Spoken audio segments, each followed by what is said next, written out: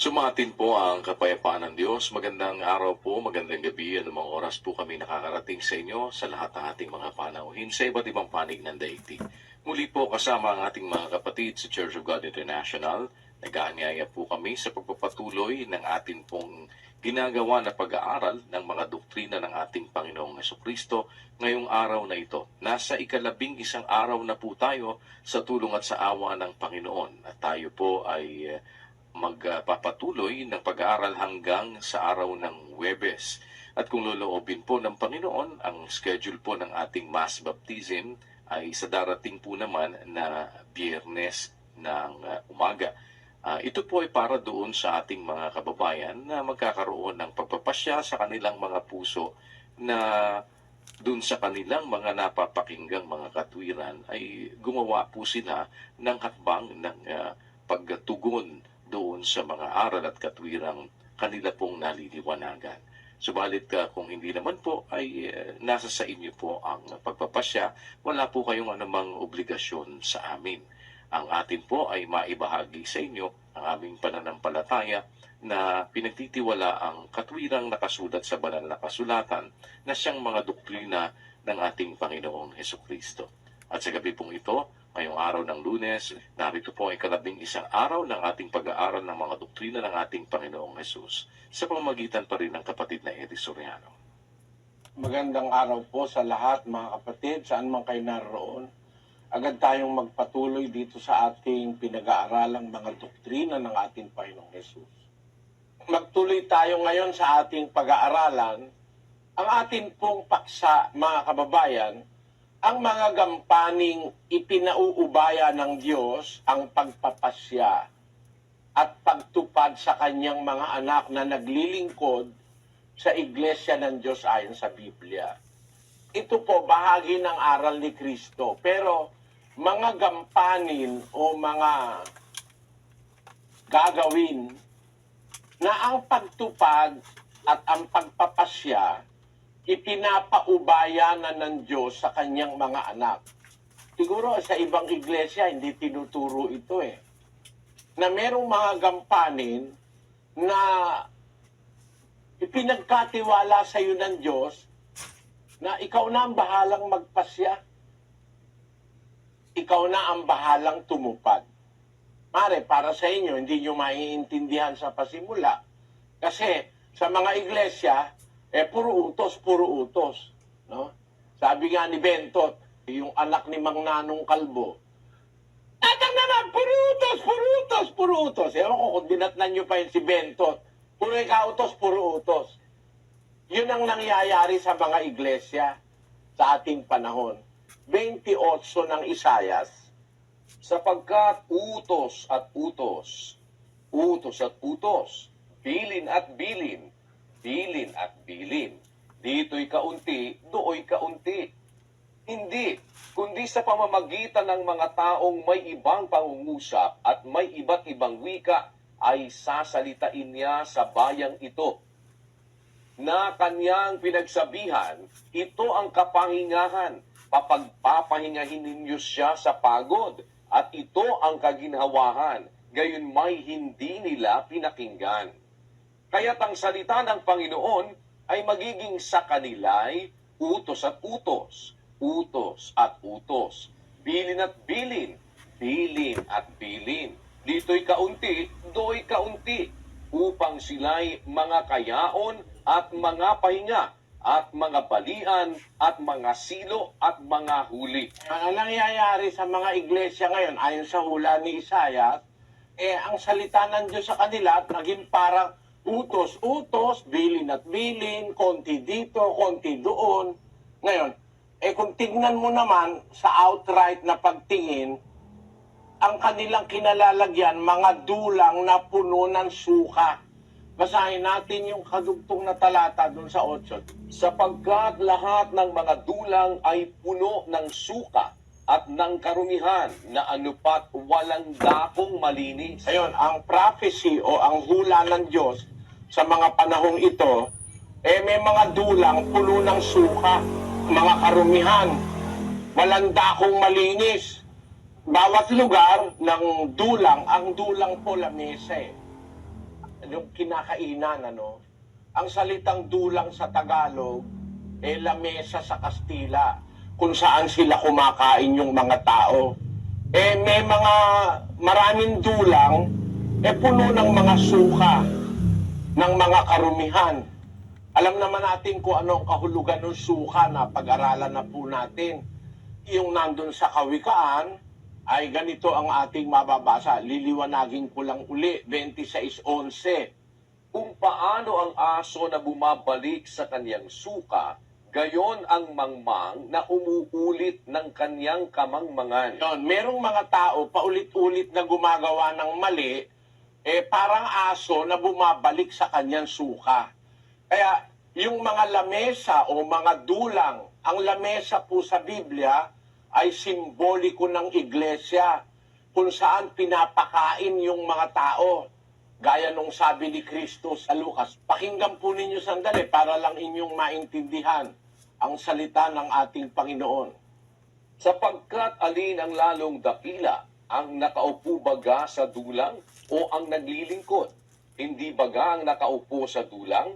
Datapot ako'y nasa gitna ninyo na gaya niyaong naglilingkod. Ang Panginoong Yesus naglagay ng dulang o ng lamesa. Siya ngayon ang naglilingkod dun sa dulang na kanyang inilagay. Simboliko po ng iglesia yon sa Biblia, yung dulang, yung pinakalamesa. Ang tawag sa Biblia, dulang ng Panginoon. Sa Korinto, ganito po ang nakasulat. Pakinggan nyo mga kapatid. Hindi ninyo maiinuman ang saro ng Panginoon at ang saro ng mga demonyo. Kayo'y hindi maaaring makisalo sa dulang ng Panginoon at sa dulang ng mga demonyo. Yung pong dalawang dulang o lugar ng kakainan. Si Kristo naglagay ng kanyang dulang o lamesa. Basahin nga natin sa ibang wika yan, sa Cebuano. Kamo dili arang makainom sa kopa sa Ginoo ug sa tagayan sa mga yawa. Kamo dili arang makaambit sa lamesa sa Ginoo ug sa lamesa sa mga yawa. O tenyo, meron dalawang dulang o lamesa. Sa Ilocano, sabi diyan, saan nyo mabalinti uminom iti kopa ti apo, ken iti kopa dagiti sayro.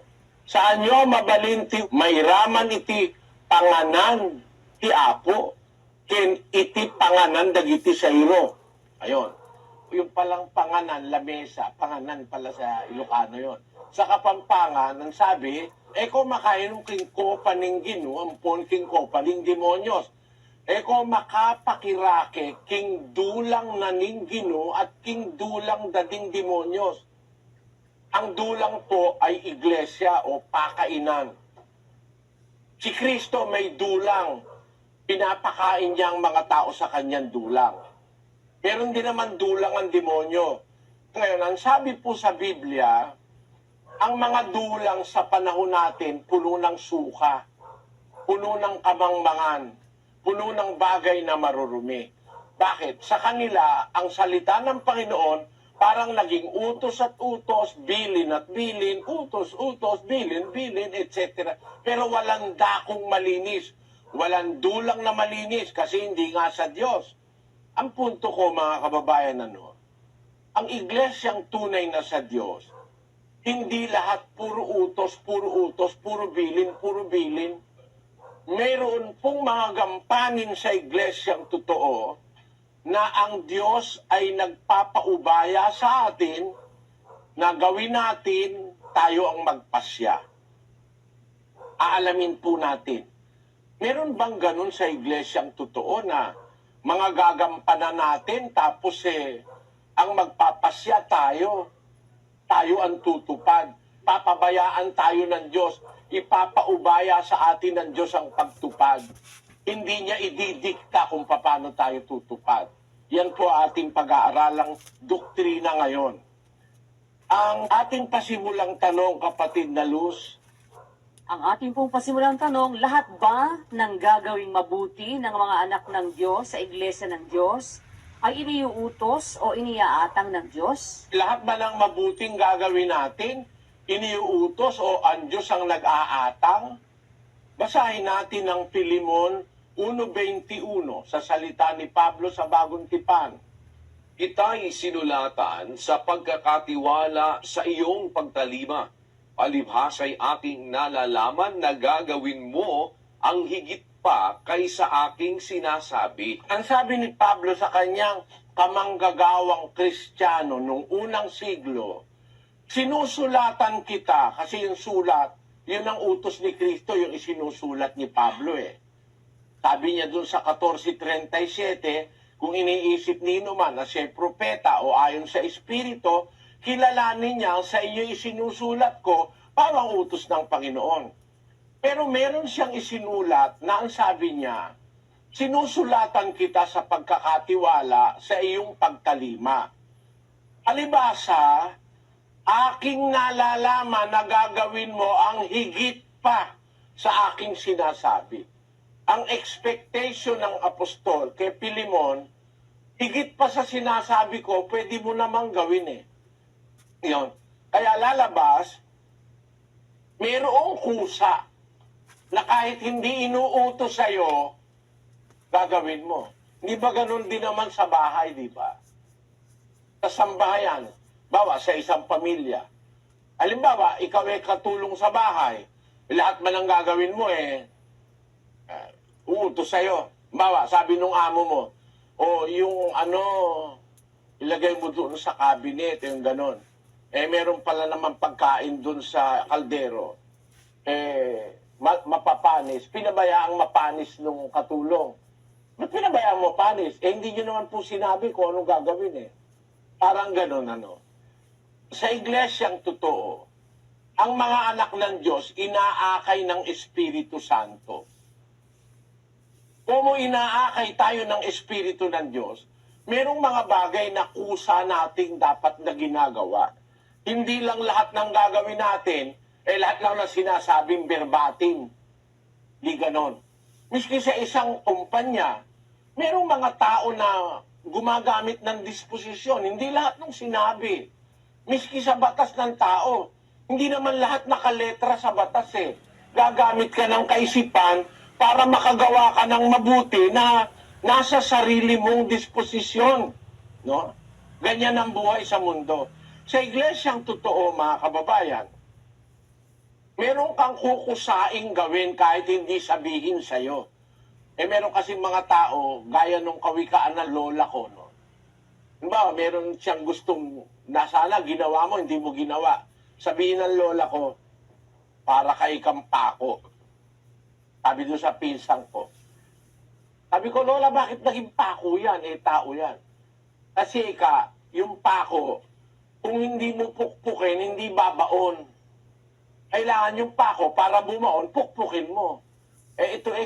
Kung hindi mo utusan, hindi gagawa. Ganon. Ang punto ko, mga kapatid, merong bagay, pwede mong gawin na hindi naman inuutos, pero mabuti. Nasa iyong disposisyon. Pakinggan nyo sa 1:19 ng Isaiah.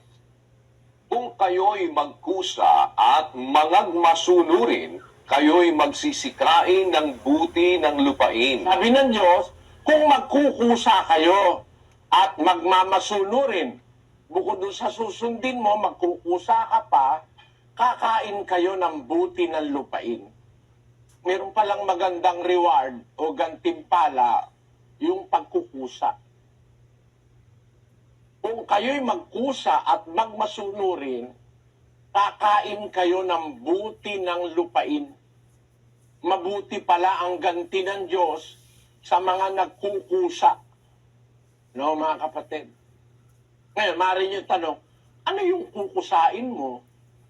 Meron ba sa Biblia na kukusain mo na voluntarily na iyong gagawin, di naman inuutos ng Diyos? Eto po, pakinggan nyo.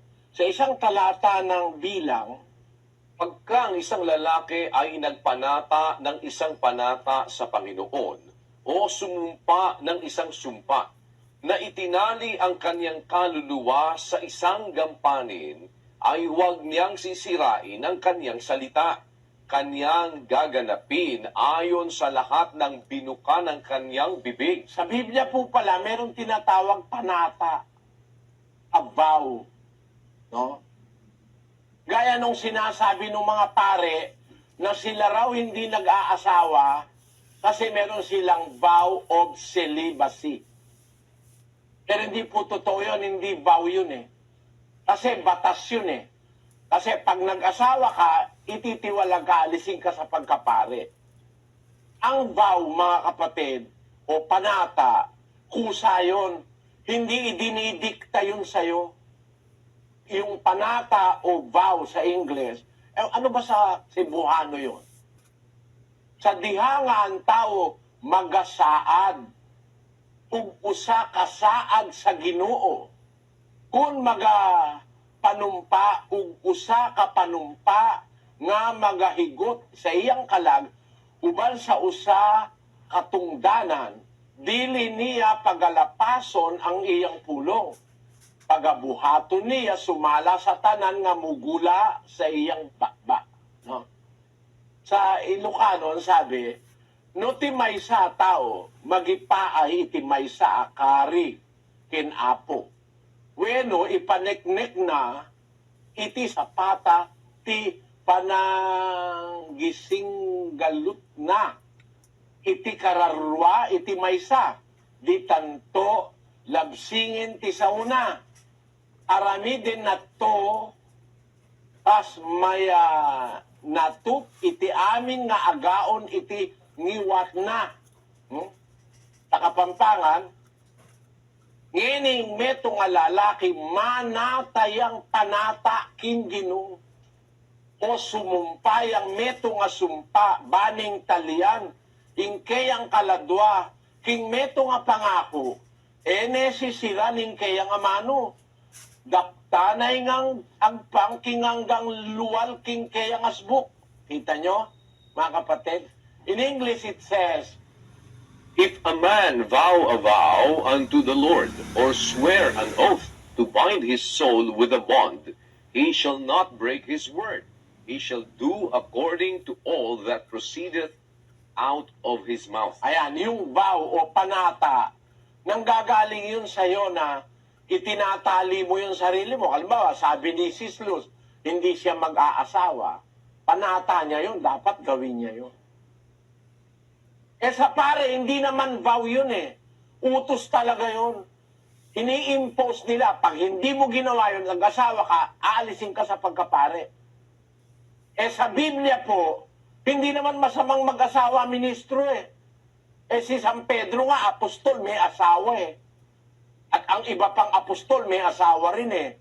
Meron lang walang asawa, kagaya ni Pablo, no? Pero, ang sabi ni Pablo sa 9:5 ng unang Korinto, Wala baga kaming matuwid na magsipagsama ng isang asawa na sumasampalataya, gaya ng iba't ibang mga apostol at ng mga kapatid ng Panginoon at ni Cephas? si Cephas po siya si San Pedro eh. Sabi ni Pablo, wala ba kaming matwid? Don't we have the right na magsama ng isang asawang sumasampalataya? Kung sumasampalataya naman, ba't di ka pwedeng mag-asawa? Pwede naman eh. Gaya ng iba't ibang apostol at ng mga kapatid ng Panginoon at ni Cephas, may mga asawa yan eh. No? Para ipagbawal mo yung mag-asawa, ano yon? Marunong ka pa ba sa Diyos? Hindi naman pinagbawalan ng Diyos mag-asawa yung mga unang Kristiyano. Si Pedro nga may asawa, at saka yung iba-ibang mga apostol pa may asawa rin. Pati yung kapatid ni Kristo na anak ni Maria at ni Jose, may mga asawa rin eh. No? Kaya hindi bawal mag-asawa. Pero, hindi naman masama kung ikaw ay mamanata na hindi ka mag-aasawa. Kailangan lang tutuparin mo sa iyong bibig. Kaya meron po talagang kusa na panata, ikaw ang magkukusa, hindi ka uubligahin ng Diyos. Ikaw ang magkukusa na itatali mo yung kaluluwa mo. Halimbawa, sinabi mo, ako kasi nung araw po mga kapatid, nung bago ako sa iglesia ng Diyos, sabi ng kapatid na Perez sa akin, noon po panahon pa ng kapatid na Nicolas Perez, yung unang nangasiwa sa iglesia. Ano sabi niya sa akin? Kapatid Nelly, gusto mo ba ikang matuto ng salita ng Diyos? Opo, sabi ko. umiwas ka sa alak, sabi niya. Alin pong alak? Sabi niya, kahit anong alak, huwag kang uminom ng alak, sabi niya. Nung sabihin niya sa akin yun, gusto ko talagang matuto ng salita ng Diyos. Sabi ko, mula po ngayon, di na ako iinom kahit anong alak.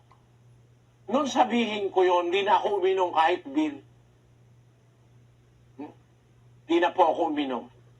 Kasi itinali ko yung kaluluwa ko ron na hindi na ako iinom ng alak. Kaya kahit anong bagay na may alkohol na nakakalasing, hindi po ako umiinom hanggang ngayon. Bagaman, meron namang mga halimbawa 2%, 3%, 5%, nakakalasing din yun eh. Kaya ako hindi na ako umiinom nun. Kasi pinangako ko na sa Panginoon na hindi na ako iinom ng alak. Kasi nung panahon ng kapatid na Perez, pwede ka namang uminom pagka mababa lang yung alkohol eh. Mga 2%, 3%, 4%. Pero kung pinangako ko na, hindi na po ako umiinom kahit anong alak. Ano po ang punto ko, mga kapatid? Yun ang tinatawag na panata o vow.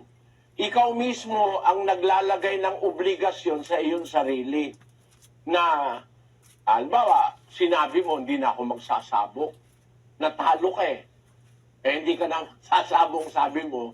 Meron sa bungero, hindi na lang magsasabong pag natatalo.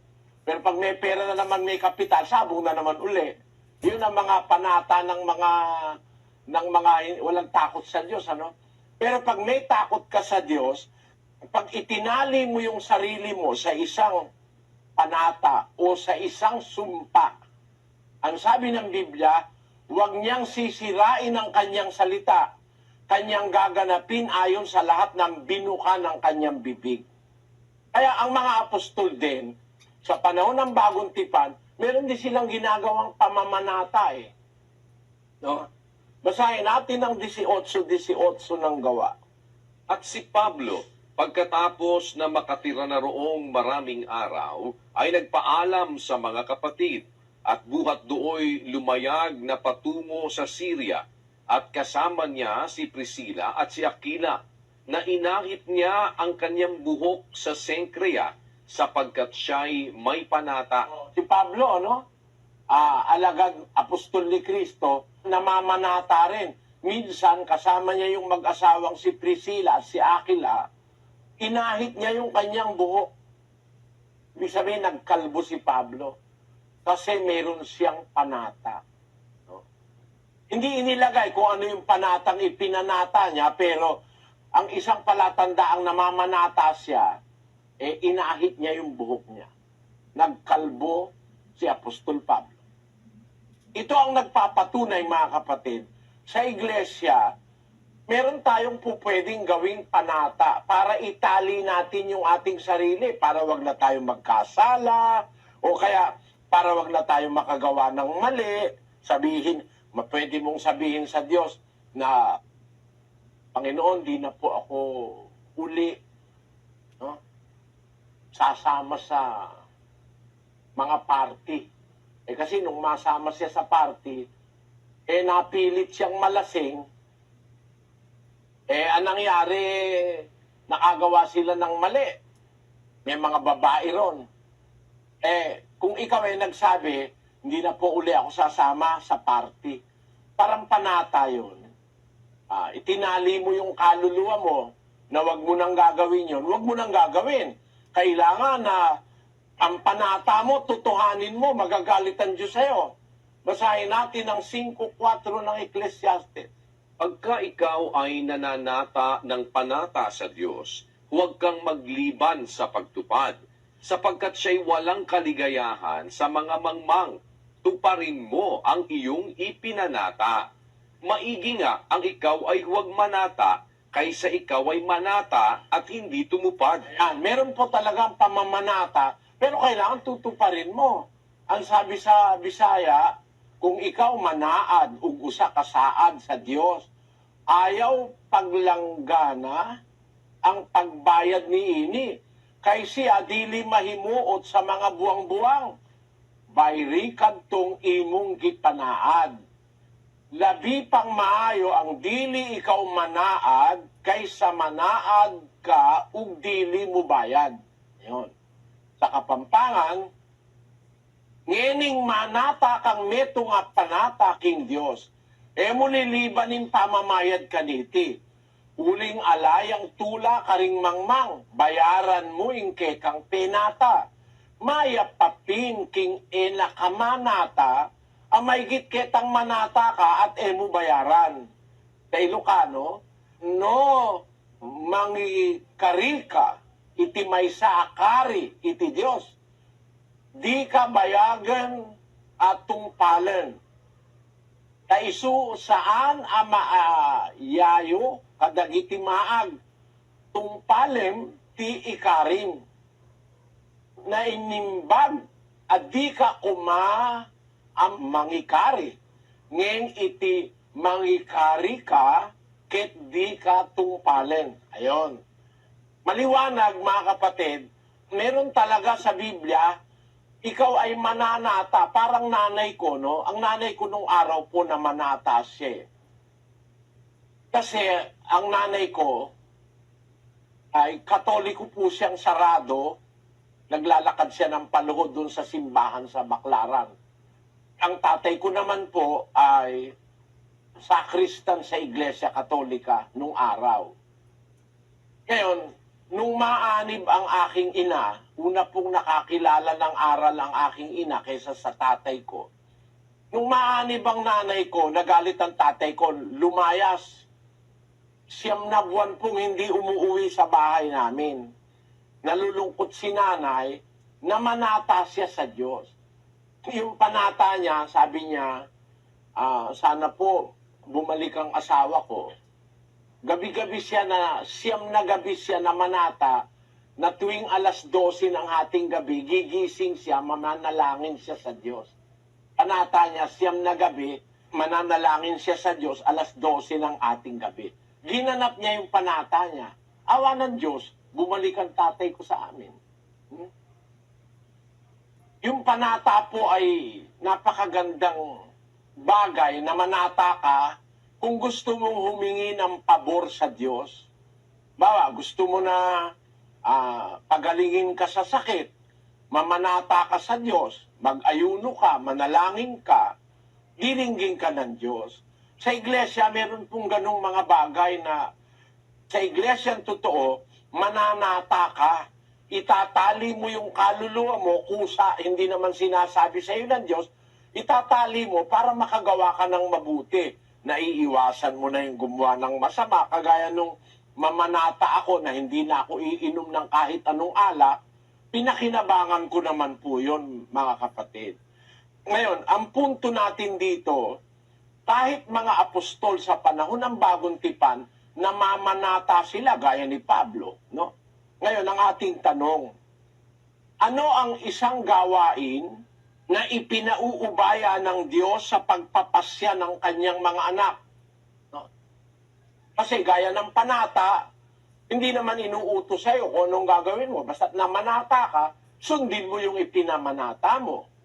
Ngayon, mayroong isang gawain sa iglesia ng Diyos, hindi tayo iniuutos kung paano natin gagawin. Pinapaubaya ng Diyos sa kanyang mga anak ang pagpapasya. At ang isang gawain ito ay hindi pinapayagan ng mga ibang iglesia. Dito sa atin, pinapayagan natin ito kasi nasa Biblia ito. Ito yun, 9:7 ng 2 Korinto. Magbigay ang bawat isa ayon sa ipinasya ng kanyang puso. Huwag mabigat sa loob o dahil sa pinipilit, sapagkat iniibig ng Diyos ang nagbibigay na masaya. Ayan. Sa iglesia po, ang abuluyan natin, hindi kayo didiktahan. Magbibigay tayo ayon sa ipinasya ng kanyang puso, sabi ng Diyos. Kaya dito sa atin, walang 10% eh. Hindi po aral ni Kristo ang ikapo, mga kababayan. Aral yan sa panahon ng matandang tipan. Hindi sa panahon ng bagong tipan, ikapo, hindi. Ang utos po sa ating panahon, magbibigay ang bawat isa ayon sa pasya ng kanyang puso. Ang magpapasya, hindi ang Diyos ikaw ang magpapasya At ang sabi, huwag mabigat sa loob o dahil sa pinipilit sapagkat iniibig ng Diyos ang nagbibigay na masaya. Yung palang abulo yan sa iglesia. Narinig nyo nung sang araw, Meron tayong abulo yan. Hindi naman tayo po pwedeng mag-survive nang walang abulo yan. Hindi ko naman kayang mag-isa. Nung araw po sa Pampanga, nung umpisa akong mangaral, may hanap buhay ako.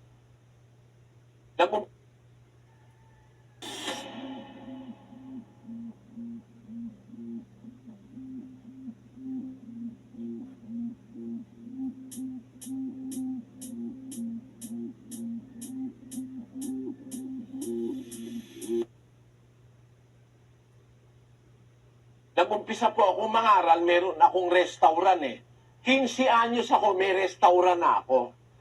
Nung mag-umpisa akong mangaral, 17 anyos ako. Meron na ako restaurant noon. Yung Catrice Restaurant sa Espanya. Malapit sa UST, malapit sa UE. Nasa University Belt ako, kaya malakas yung aking restaurant nung araw.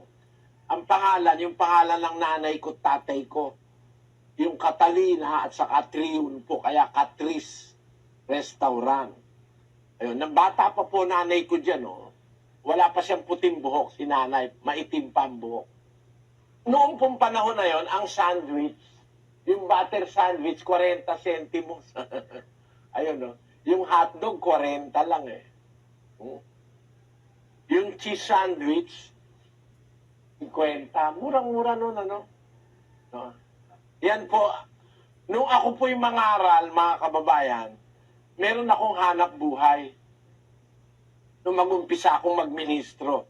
Kaya po, ang punto ko sa inyo, hindi po ako nag-iglesia o nangaral para sa pera. Kagaya nung paninira sa akin ngayon ng mga iba. Ako po hindi nangaral dahil sa pera. Nangaral ako dahil may pera ako.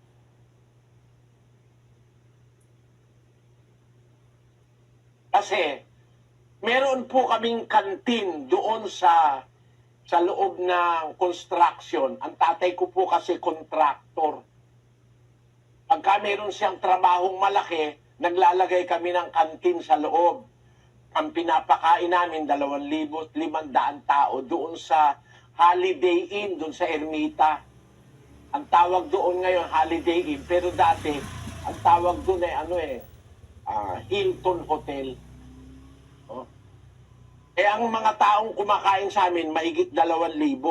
Noong panahon na yun, nagtayo po ako ng restaurant sa Espanya.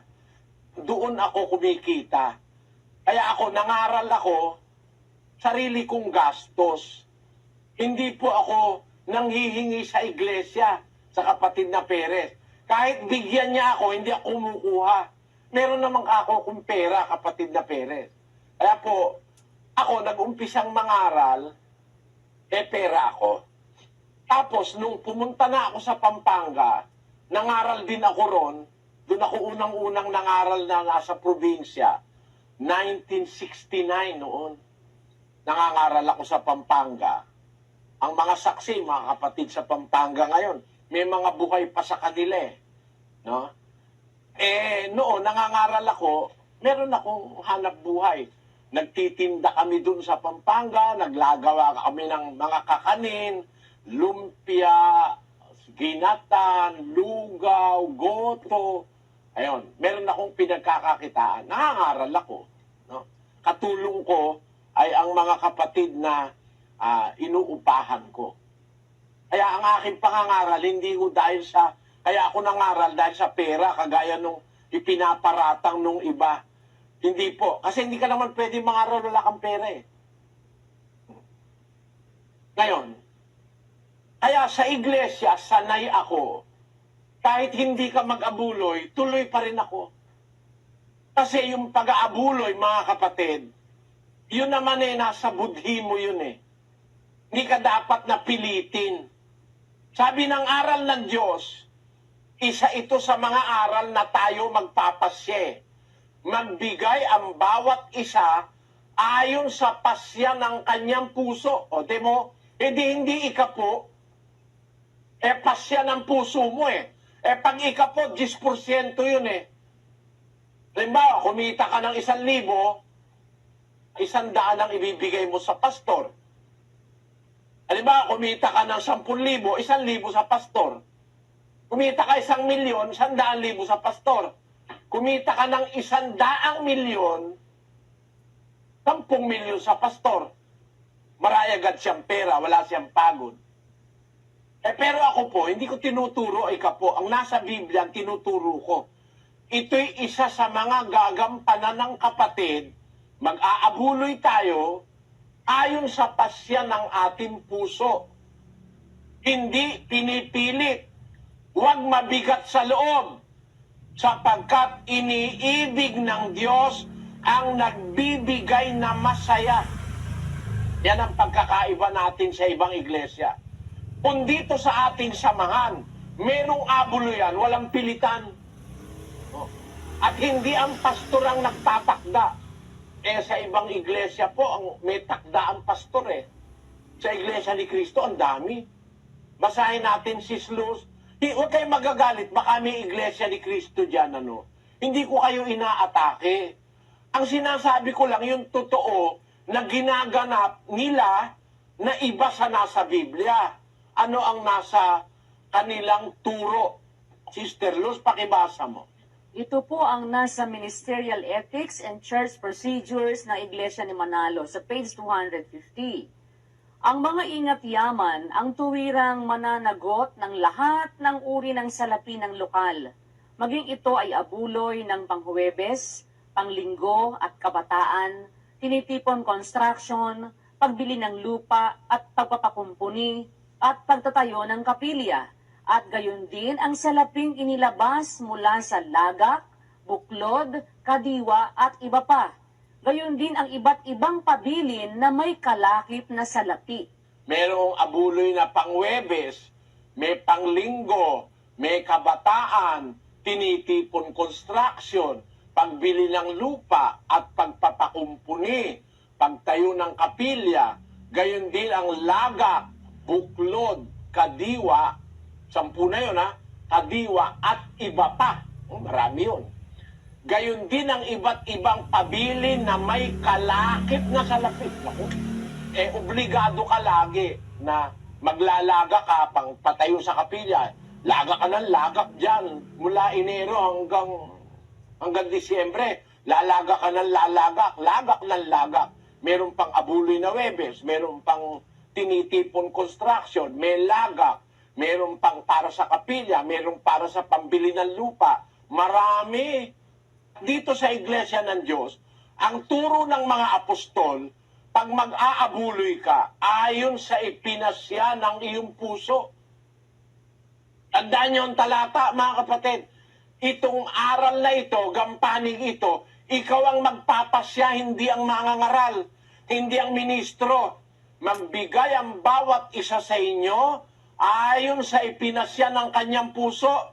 Huwag mabigat sa loob o dahil sa pinipilit, sapagkat iniibig ng Diyos ang nagbibigay na masaya. Ngayon, yung kusa mong ibibigay, na masayang ibibigay mo, ikaw ang nagpapasya kung magkano ibibigay mo. No?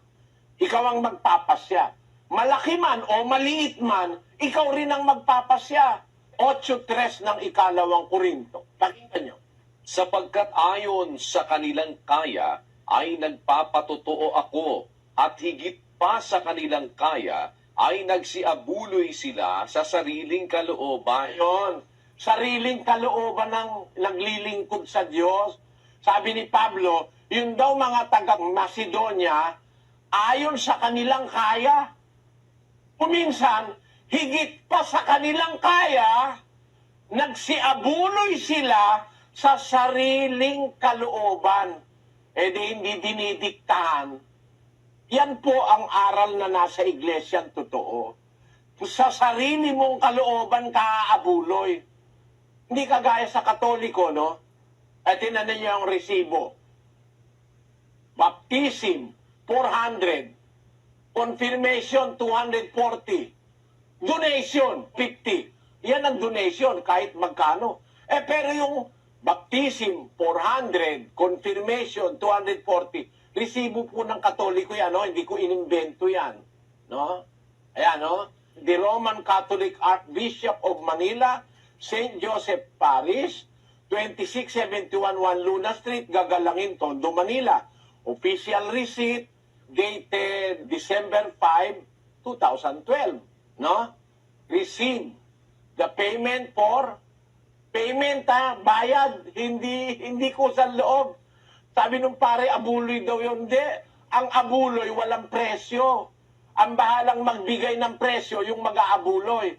Ito ang binyag may 400. Paano abulo yan?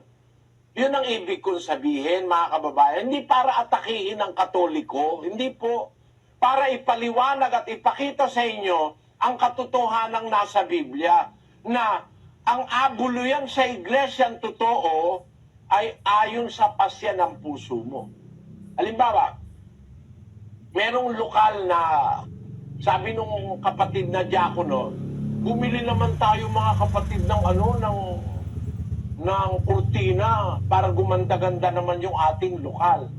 Kusa nila yon, ano? Sabi ng diakono, magkano ba ang kailangan natin? Siguro mga 1,000 para lagyan natin ng kurtina yung lokal, para maganda, para wag tayo nakikita sa labas pagka nananalangin tayo. Bawal ni Kristo yun Naglagay sila ng kurtina, mga 1,000 raw.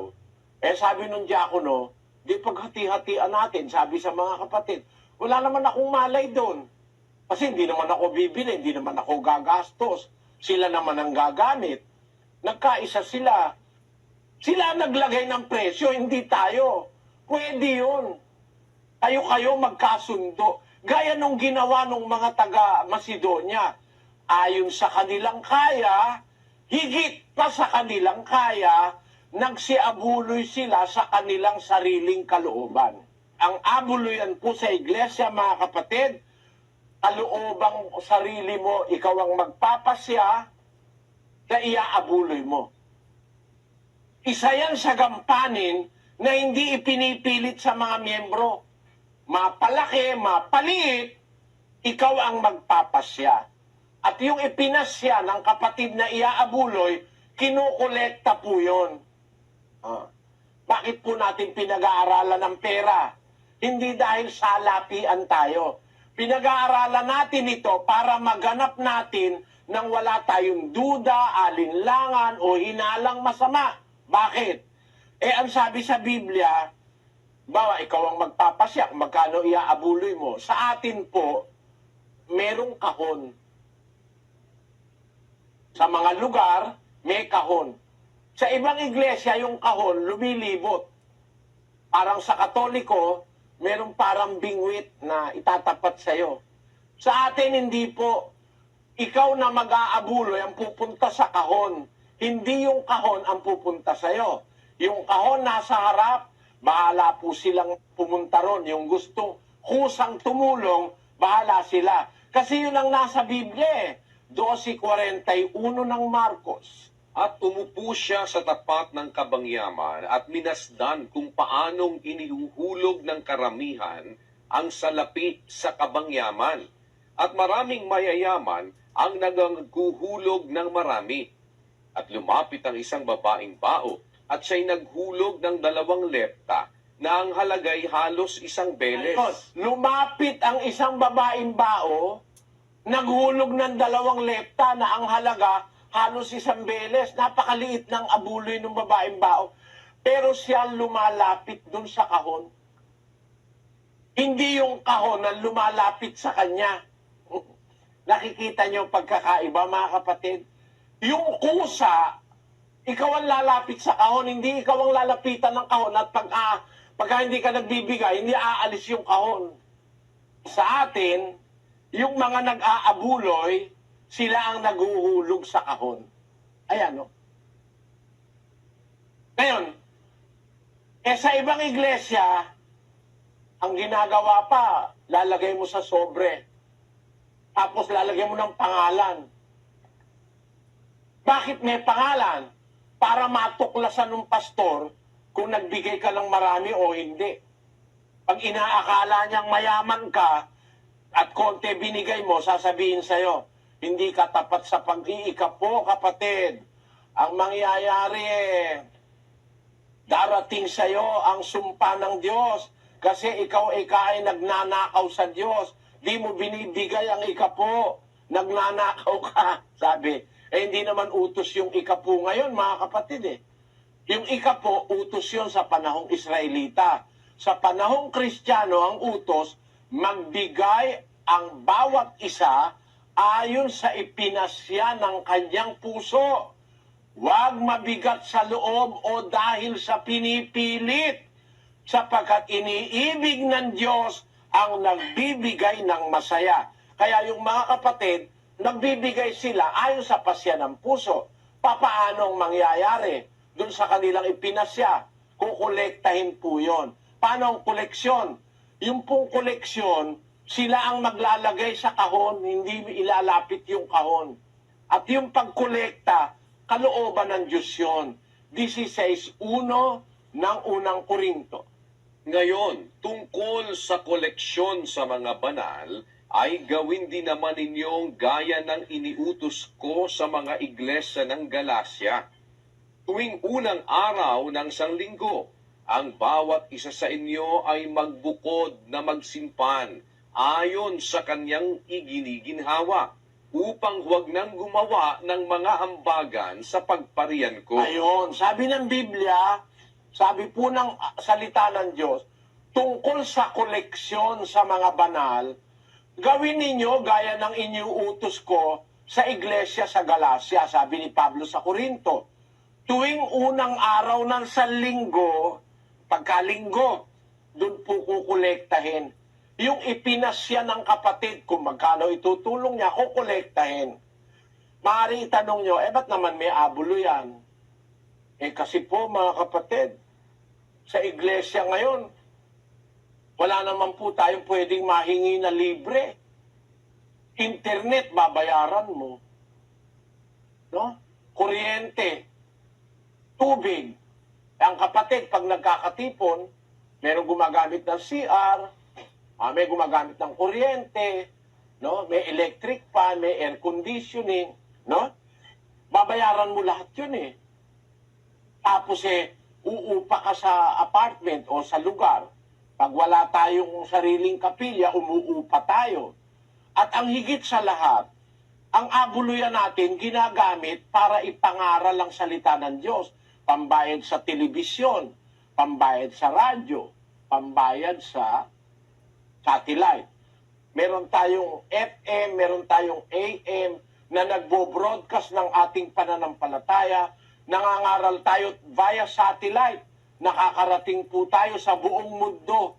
Ewan ko kung may iglesyang ganito ngayon na buong mundo na pinangangaralan 24 oras.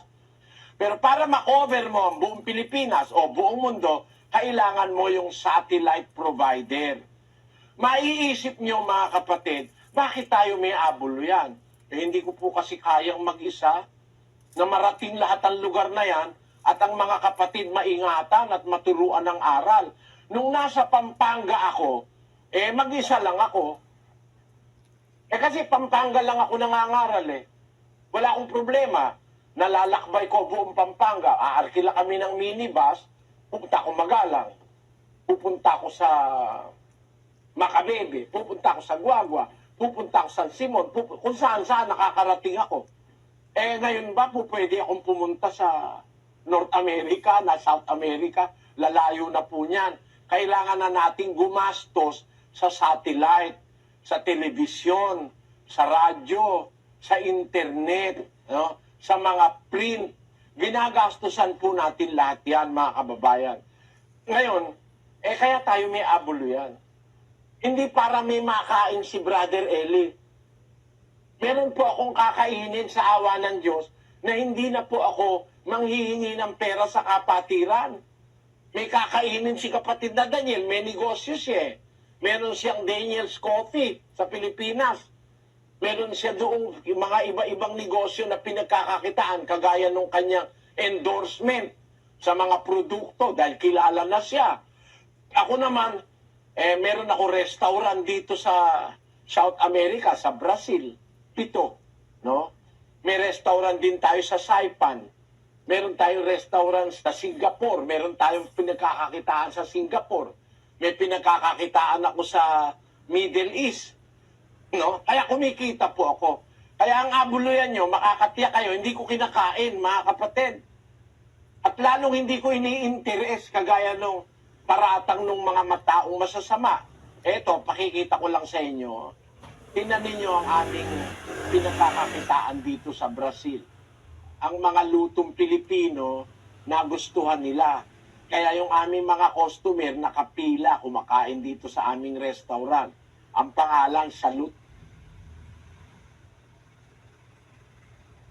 Lalong sangkap, extra creamy sarap pa. Marinasang extra creamy halo-halo. Sa Tagalog, kalusugan, Salute. Ayan, ang aming pinagkakakitaan dito. Ang abuluyan ng kapatid sa iglesyang ito, ginugugol sa pagpapalaganap ng ebanghelyo. At wala po tayong ikapo. Wala tayong kasindami ng abuluyan ng iglesia ni Manalo. Ang ating abuluyan, kusang loob lang. Kusang loob. Kasi, unang-una, kung kusa mo namang ibinibigay, kahit ba yan ay Martis pa, kahit Lunis pa, yung mga taga-Macedonia nang magkusa sila hindi naman mali ba yun? Binalita pa nga ni Pablo Kagaya ng mga taga-Roma na ang sabi niya, minagaling ng Macedonia at Akaya na gumawa ng isang ambagang laan sa mga dukha sa mga banal na nasa Jerusalem. Yan, minagaling ng Macedonia at Akaya, di hindi ito yung utos. Kusa nila ito, sila ang nagmagaling nito. Sila ang nag-opt nito. Hindi ito iniutos sa kanila. Yan din tiwa ng ambaga na yan na mag-aambagan para sa mga dukha na nasa Jerusalem, yung mga nangangasiwa ng iglesia sa Jerusalem. Yung pangasiwaan ng iglesia kasi nasa Jerusalem, yan din yung itinuro ni Pablo sa mga taga-Korintong gawin nila tuwing unang araw ng Sanlinggo. Basahin natin ng 16:1 uli, Sis Luz.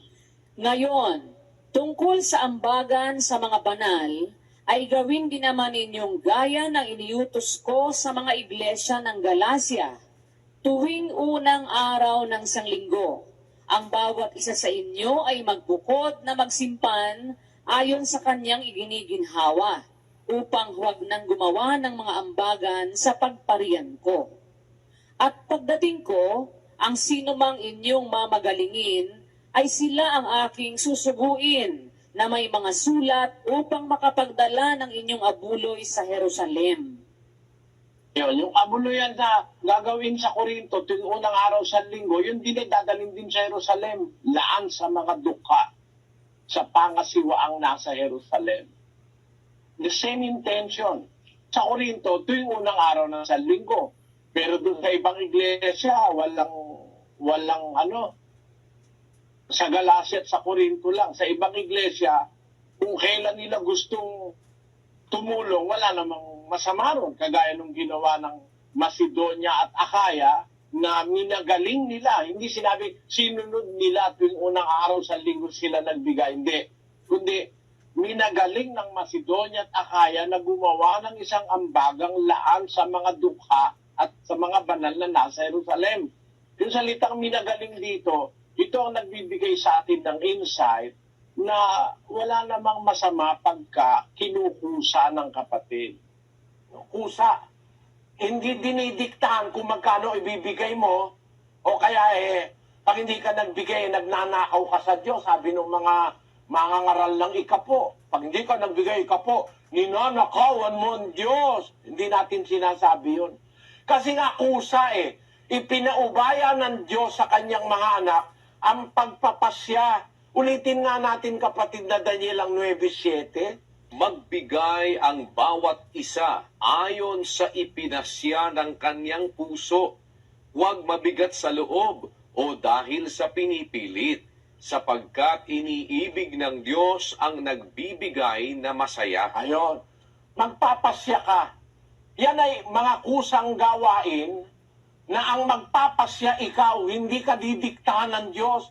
Para wag ka mag-isip na ninoloko ka o kinukwartahan ka, ikaw na nga mismo magpapasya. Mapaliit, mapalaki, gaya ng ginawa ng unang Kristiyano, sabi ni Pablo, nagpapatutuo ako ayon sa kanilang kaya, higit pa sa kanilang kaya.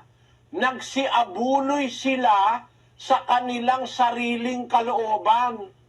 Hindi po diniktahan, hindi pinilit. Nagsiabuloy sila sa sariling kalooban. Voluntarily ang pag-aabuloy. Ang katunayan, meron pa nga ginanap yung unang Kristiyano, voluntaryo rin. Kagaya nung nakita nila si Pablo, nangangaral, malayo si Pablo, pinadalhan nila ng tulong. Voluntaryo rin yon. Basahin natin sa 4:15 ng Filipos. At kayo mga taga-Filipos, nalalaman naman ninyo na nang pasimulan ang Ebanghelyo, nang ako'y umalis sa Macedonia, alinmang iglesia ay walang nakipagkaisa sa akin sa pagkakaloob at pagtanggap, kundi kayo lamang. Sapagkat sa Tesalonika ay nagpadala kayong minsan at muli para sa aking kailangan. Hindi sa ako'y naghahanap ng kaloob, kundi hinahanap ko ang bunga na dumadami sa ganang inyo. Yun, sabi ni San Pablo, nung nandun siya, nag-angangaral siya sa Macedonia, yung mga taga-Pilipos, nagpadala para sa kanyang kailangan. Kusa rin nila, hindi sila inutusan ni Pablo. Sabi, hindi ko ito inaasahan, sabi ni Pablo. Hindi niya inaasahan na tutulungan siya ng mga kapatid sa Pilipos. Malayo siya, nasa Tesalonika siya. Ang layo po ng Pilipos sa Tesalonika. Pero mga kapatid, kusa silang nagpadala ng tulong kay Pablo, kusa yun. Wala pong pagdaraya ron. Hindi kagaya sa ibang iglesia. Tinan nyo nga ito. Isa-isang resibo, 8,000 Ano-ano yung nasa resibo, Sis Luz? St. John the Evangelist, Paris, Archdiocese of Lipa. Ito po ang resibo ng kasal. Yan, Mass. 1,500 pesos. Application fee, 150. Senomar, 500. Marriage, 600. Banns, 100. Lights, 500. Kneeler, 500. Carpet, 1,000. Flowers, 3,000. Organist, kantor, 1,000. July 21. Ang total, 8,850. Ang serbisyo nila, isang resibo, 8,000. May kanya-kanya silang presyo, no? May presyo piho. Ano sabi sa Kastila? Presyo piho. Fixed price sa English. Sa iglesia pun totoo, mga kababayan, walang fixed price. Ang magpapasya kayo. Halimbawa, gusto mong tumulong sa iglesia, ikaw ang magpasya. Hindi inuutos sa'yo, kagaya nung ginawa ni Bernabe. Doon sa isang talata ng gawa, basahin natin ang 4:36. At si Jose, na pinamagatang Bernabe ng mga apostol, na kung liliwanagin ay anak ng pangangaral, isang Levita, tubo sa Sipre, na may isang bukid, ay ipinagbili ito at dinala ang salapi at inilagay sa mga paanan ng mga apostol. Ito, hindi naman inuutusan si Bernabe. Ang pangalan niya ay Bernabe, bigay ng mga apostol. Pero ang talagang pangalan niya, Jose.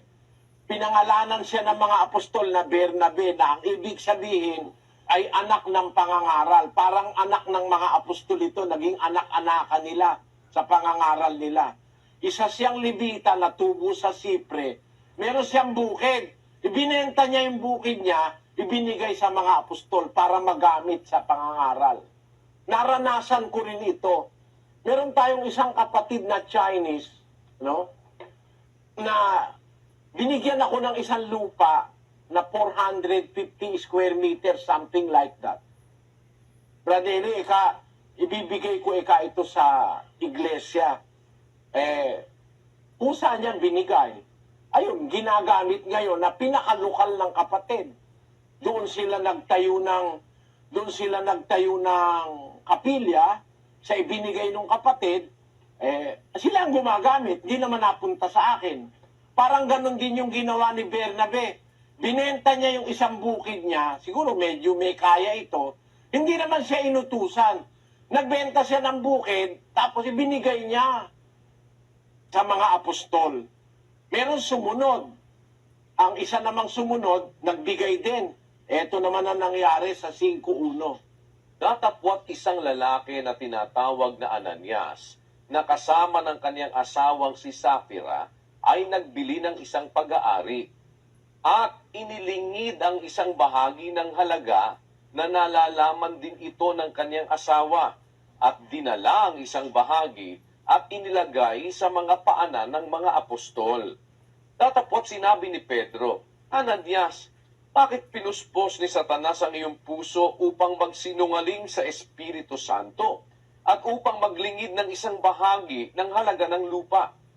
Nang yaoy nananatili pa, hindi ba gayaoy nananatiling iyong sarili?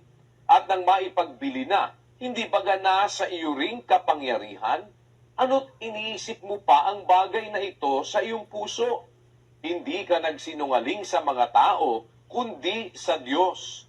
At nang marinig ni Ananias ang mga salitang ito ay nahandusay at nalagot ang hininga at sinidla ng malaking takot ang lahat ng nangakarinig nito. May isang pangyayari naman po, mag-asawa naman sila, si Ananias at si Sapphira, ibinenta rin yung kanilang lupa. Kaya lang, di naman binigay sa mga apostol.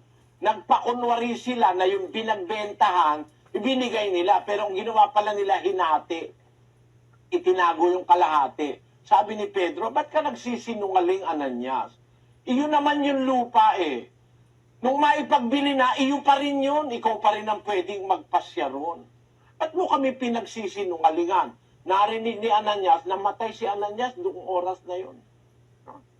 Ano po ibig sabihin, mga kapatid? Nung unang iglesia, merong mga bagay na hindi naman inutos sa kanila ng Diyos, pero nagkukusa sila. Gaya ng ginawa ni Bernabe, binenta yung lupa. Ngayon din, sa panahong ito, nakaranas na ako, mga 2 kapatid, binigay yung lupa nila. Yung isa sa Guagua, pinagtayuan ng kapilya. Hindi ko po kinuha yon. Tinayo na kapilya yon. Yung kapatid na isang Chinese, nagbigay ng kapirasong lupa. Hindi ko rin po inangkin yon. Bagaman gusto niya sa akin ibigay, pero inilagay ko sa pangalan ng iglesia para ang iglesia ang gumamit. No? Ganyan. Kaya ito, mga extra ito eh, na tinutulungan nila si Pablo, tinutulungan nila mga apostol, pero hindi dinidikta sa kanila. Yan po yung ating sinasabi kanina sa paksa. Mga gampanin na kusang loob na hindi mo naman inuutos, nagkukusa ang mga kapatid. Halimbawa, no, meron akong kapatid na kasama nung araw. Pinapakain namin yung mga kapatid sa Pampanga. Eh nung makita niya yung aming inihandang pagkain, tila mauubusan kami, maraming taon dumating. Ang ginawa, nawala yung kapatid, hinahanap ko, sabi ko, Brad, ba't nawala ka? Sabi ko, wala akong katulong, gusto ko pang magluto para pampuno. Dahil nakikita na, maubos na. Yung pala nawala, pumunta sa restaurant. Pinagbibili lahat ng ulam doon sa restaurant, sa kakanin. Pagdating niya, nakakain lahat. O tenyo, hindi ko naman inutusan, pero nagkukusa. Merong mga tao, ang tawag po sa Tagalog doon, kusang palo. May kusang palo. Nakapampangang kusang barug. No? Kusang barug. Na hindi mo man inutusan, pag nakikita niyang mabuti, gagawin niya. Ganon ang mga gampanin sa iglesia. Hindi lahat, yung utos sa'yo na sasabihin sa'yo, ganito, gawin mo, ganito, gawin. Hindi. Lalo na sa pag-aabuloy. Sa pag-aabuloy, may koleksyon tayo. Pero ikaw ang magpapasya kung magkano ibibigay mo. Sabi ng Diyos, huwag mabigat sa loob o dahil sa pinipilit, sapagkat iniibig ng Diyos ang nagbibigay ng masaya. Ang isa pa na gampanin sa iglesia na kusa, yung pamamanata. Ang isang pamamanata ginagawa ng kapatid, halimbawa, meron tayong isang kapatid na mag-test sa bar. Abogado siya, kukuha siya ng test sa bar. Sabi niya sa sarili niya, pagka ako nakapasa, magpapasalamat ako. Sabi niya. Mag-o-offer siya ng sacrifice of thanksgiving. Nakapasa. Nagpasalamat. Yung pagpapasalamat sa Diyos, paghahandog ng kusang pasalamat, ano po yun? Panata rin yun. Kusa rin yun. Vow. Sabi ni David sa 116, ganito ang sinasabi niya sa versikulo 17. Aking ihahandog sa iyo ang hain na pasalamat at tatawag ako sa pangalan ng Panginoon. Aking babayaran ang mga panata ko sa Panginoon. Oo, sa harapan ng buo niyang bayan. Ayon, nagpapasalamat bilang panata si David sa harap ng bayan. Kukumbidahin niya mga kapatid, kusa niya yun, ano? Hindi namin inuutos yun. Kaya po sa atin, may mga pasalamat tayong ginaganap ng mga kapatid. Hindi namin inuutos magpasalamat kayo. Sila ang kusa. Kagaya, halimbawa, merong isang kapatid, na aksidente sila. Nakaw, nasira yung kanilang kotse, wasak. Pero sila maayos. May galos lang. Nagsabi nung kapatid, magpapasalamat ako sa Diyos. Nagpasalamat. No? Sa pagpapasalamat, kusa yun. No? Bilang pagpuri sa Diyos, pagpapasalamat na iniligtas sila sa isang aksidente, nagpasalamat sila. Yung pasalamat po, kusa yun. Sabi ni David, babayaran ko ang panata ko sa Panginoon. Na manata siya kasi sa harap ng buo niyang bayan. Alin yung panata niya? Aking ihahandog sa iyo ang hain na pasalamat. Tatawag ako sa pangalan ng Panginoon. Sa iglesia po ng Diyos, meron po tayong ginaganap na pagpapasalamat. Nung araw nakakaunti pa kami, ang pasalamat namin hindi masyadong madalas. Ngayon po, linggo-linggo namin nagpapasalamat kasi napakarami ng kapatid sa iba't ibang panig ng mundo. Natupad naman yung hula dun sa 30:19 ng Jeremias. At mula sa kanila magmumula ang pagpapasalamat at ang tinig ng nangagsasaya at aking pararamihin sila at sila'y hindi mangangaunti. Aking ding luluwalhatiin sila at sila'y hindi magiging maliit. Iyon, malawanag. May hula sa Biblia, magmumula sa kanila doon sa mga taong sa Diyos ang pagpapasalamat at ang tinig ng nagsasaya. Pararamihin ko sila, hindi sila mangangaunti. Akin ding luluwalhatiin sila, hindi sila magiging maliit. Kaya po ngayon, palaki ng palaki ang iglesia ng Diyos, dumadami ang nagpapasalamat. Yan pong pasalamat, panatayan o vow, ginagawa ng mga tao. Meron nga akong alam doktor nakikinig siya ng doktrina. Nung marinig niya ito, sabi niya, pag nakapasa ka ako sa board, kahit pasang awa lang, magpapasalamat ako. Nakapasa naman siya, pasang awa. 77. Nakapasa. Buti nga hindi 75, 77 nagpasalamat siya sa Diyos. Ibig sabihin may mga panata tayo na hindi naman inuutos ng Diyos magpasalamat ka. Hindi. Kusa mong loob yun. Dahil binigyan ka ng Diyos ng pabor, sinamahan ka ng Diyos, iningatan ka, tinulungan ka, pinagaling ka, binigyan ka ng hanap buhay, napabuti ang pamilya mo, kumita ang negosyo mo, nasa sayo na yon. Hindi ka namin uutusan, kapatid. At hindi namin sasabihin nagnanakaw ka pag hindi ka nagbigay ng ikapo, kagaya ng ibang iglesia. Nasa kusa ng kapatid yan. Kahit na hindi inuutos sa'yo, pwede kang tumulong, kahit anong araw ka o tumulong, kahit anong panahon, hindi inuutos sa'yo. Pag kusa mo, okay lang. Gaya nung kapatid na, minsan meron akong kapatid, nasa lubong ko lang eh.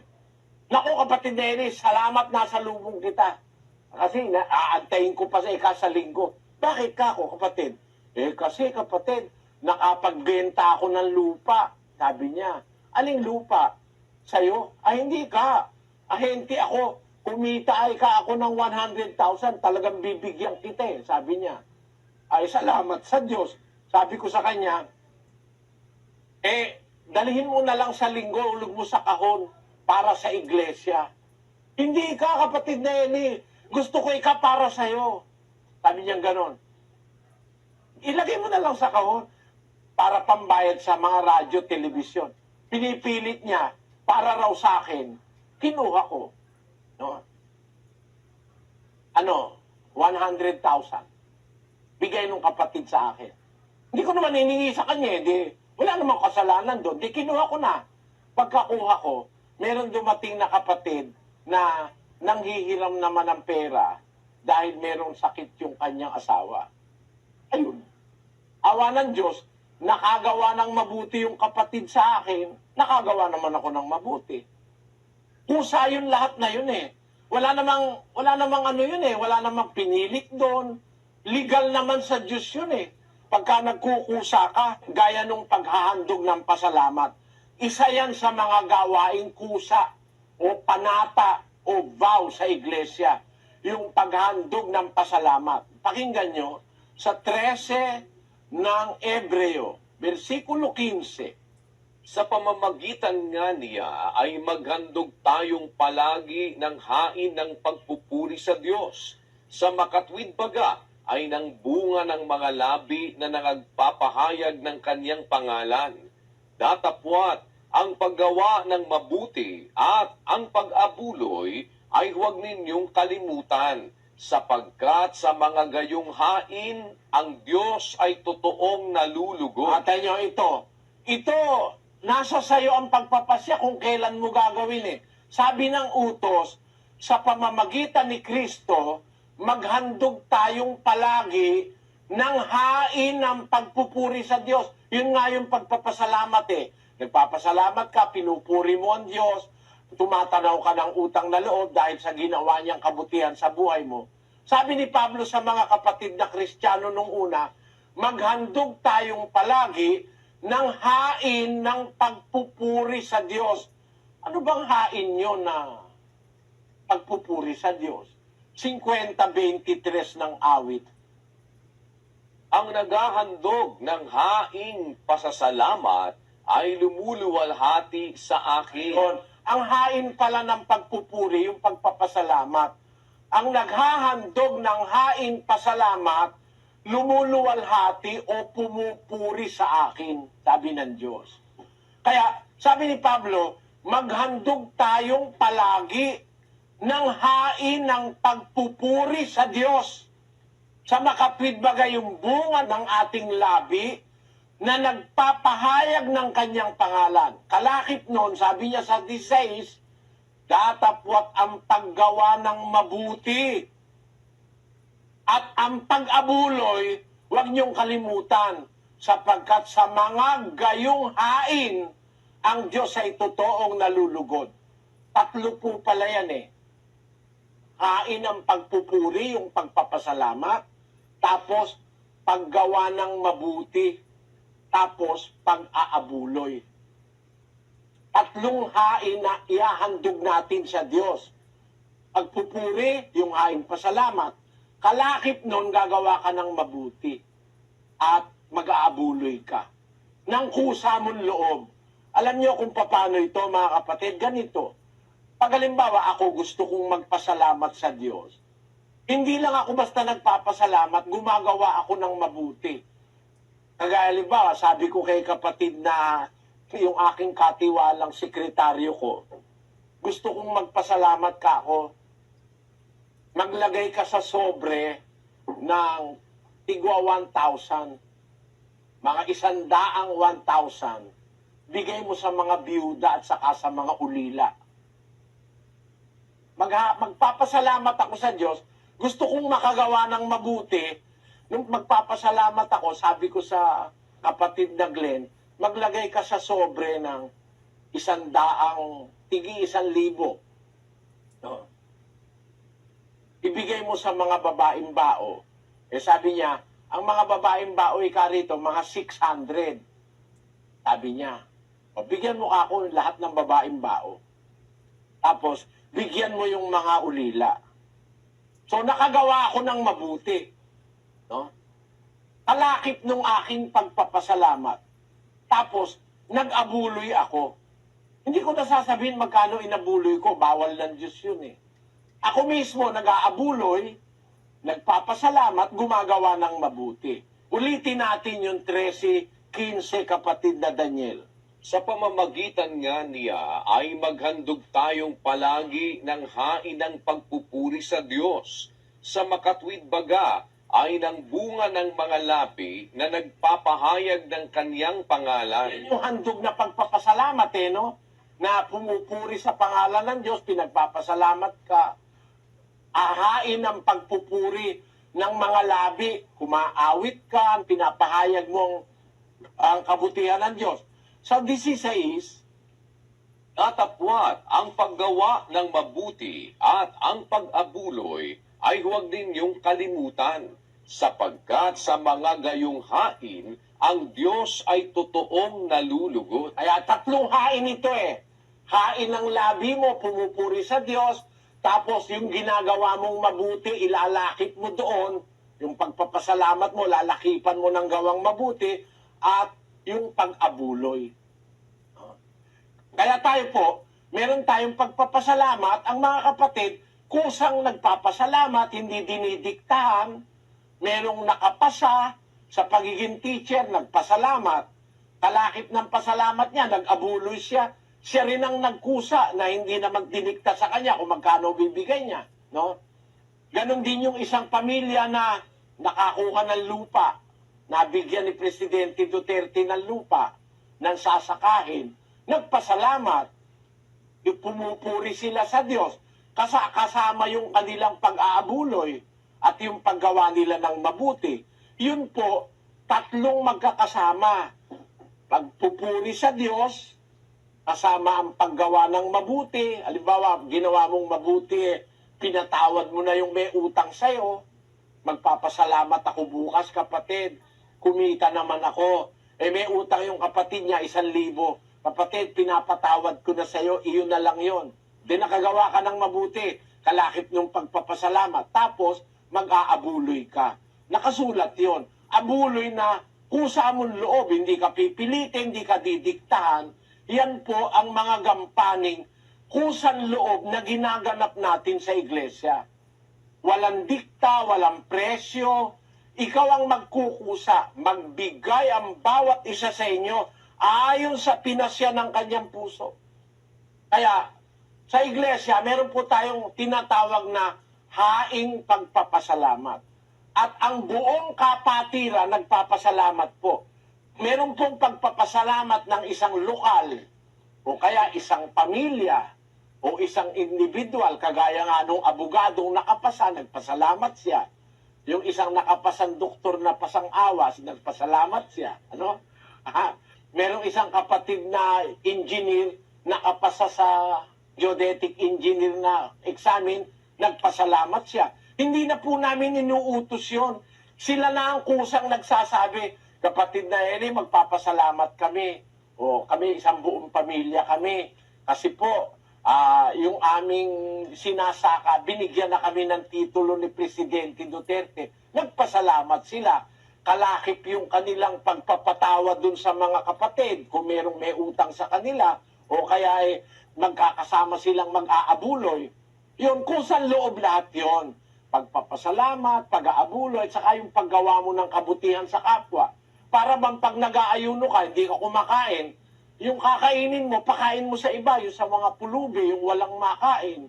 Gumawa ka ng mabuti sa mga tao, Meron ka nakita, walang damit.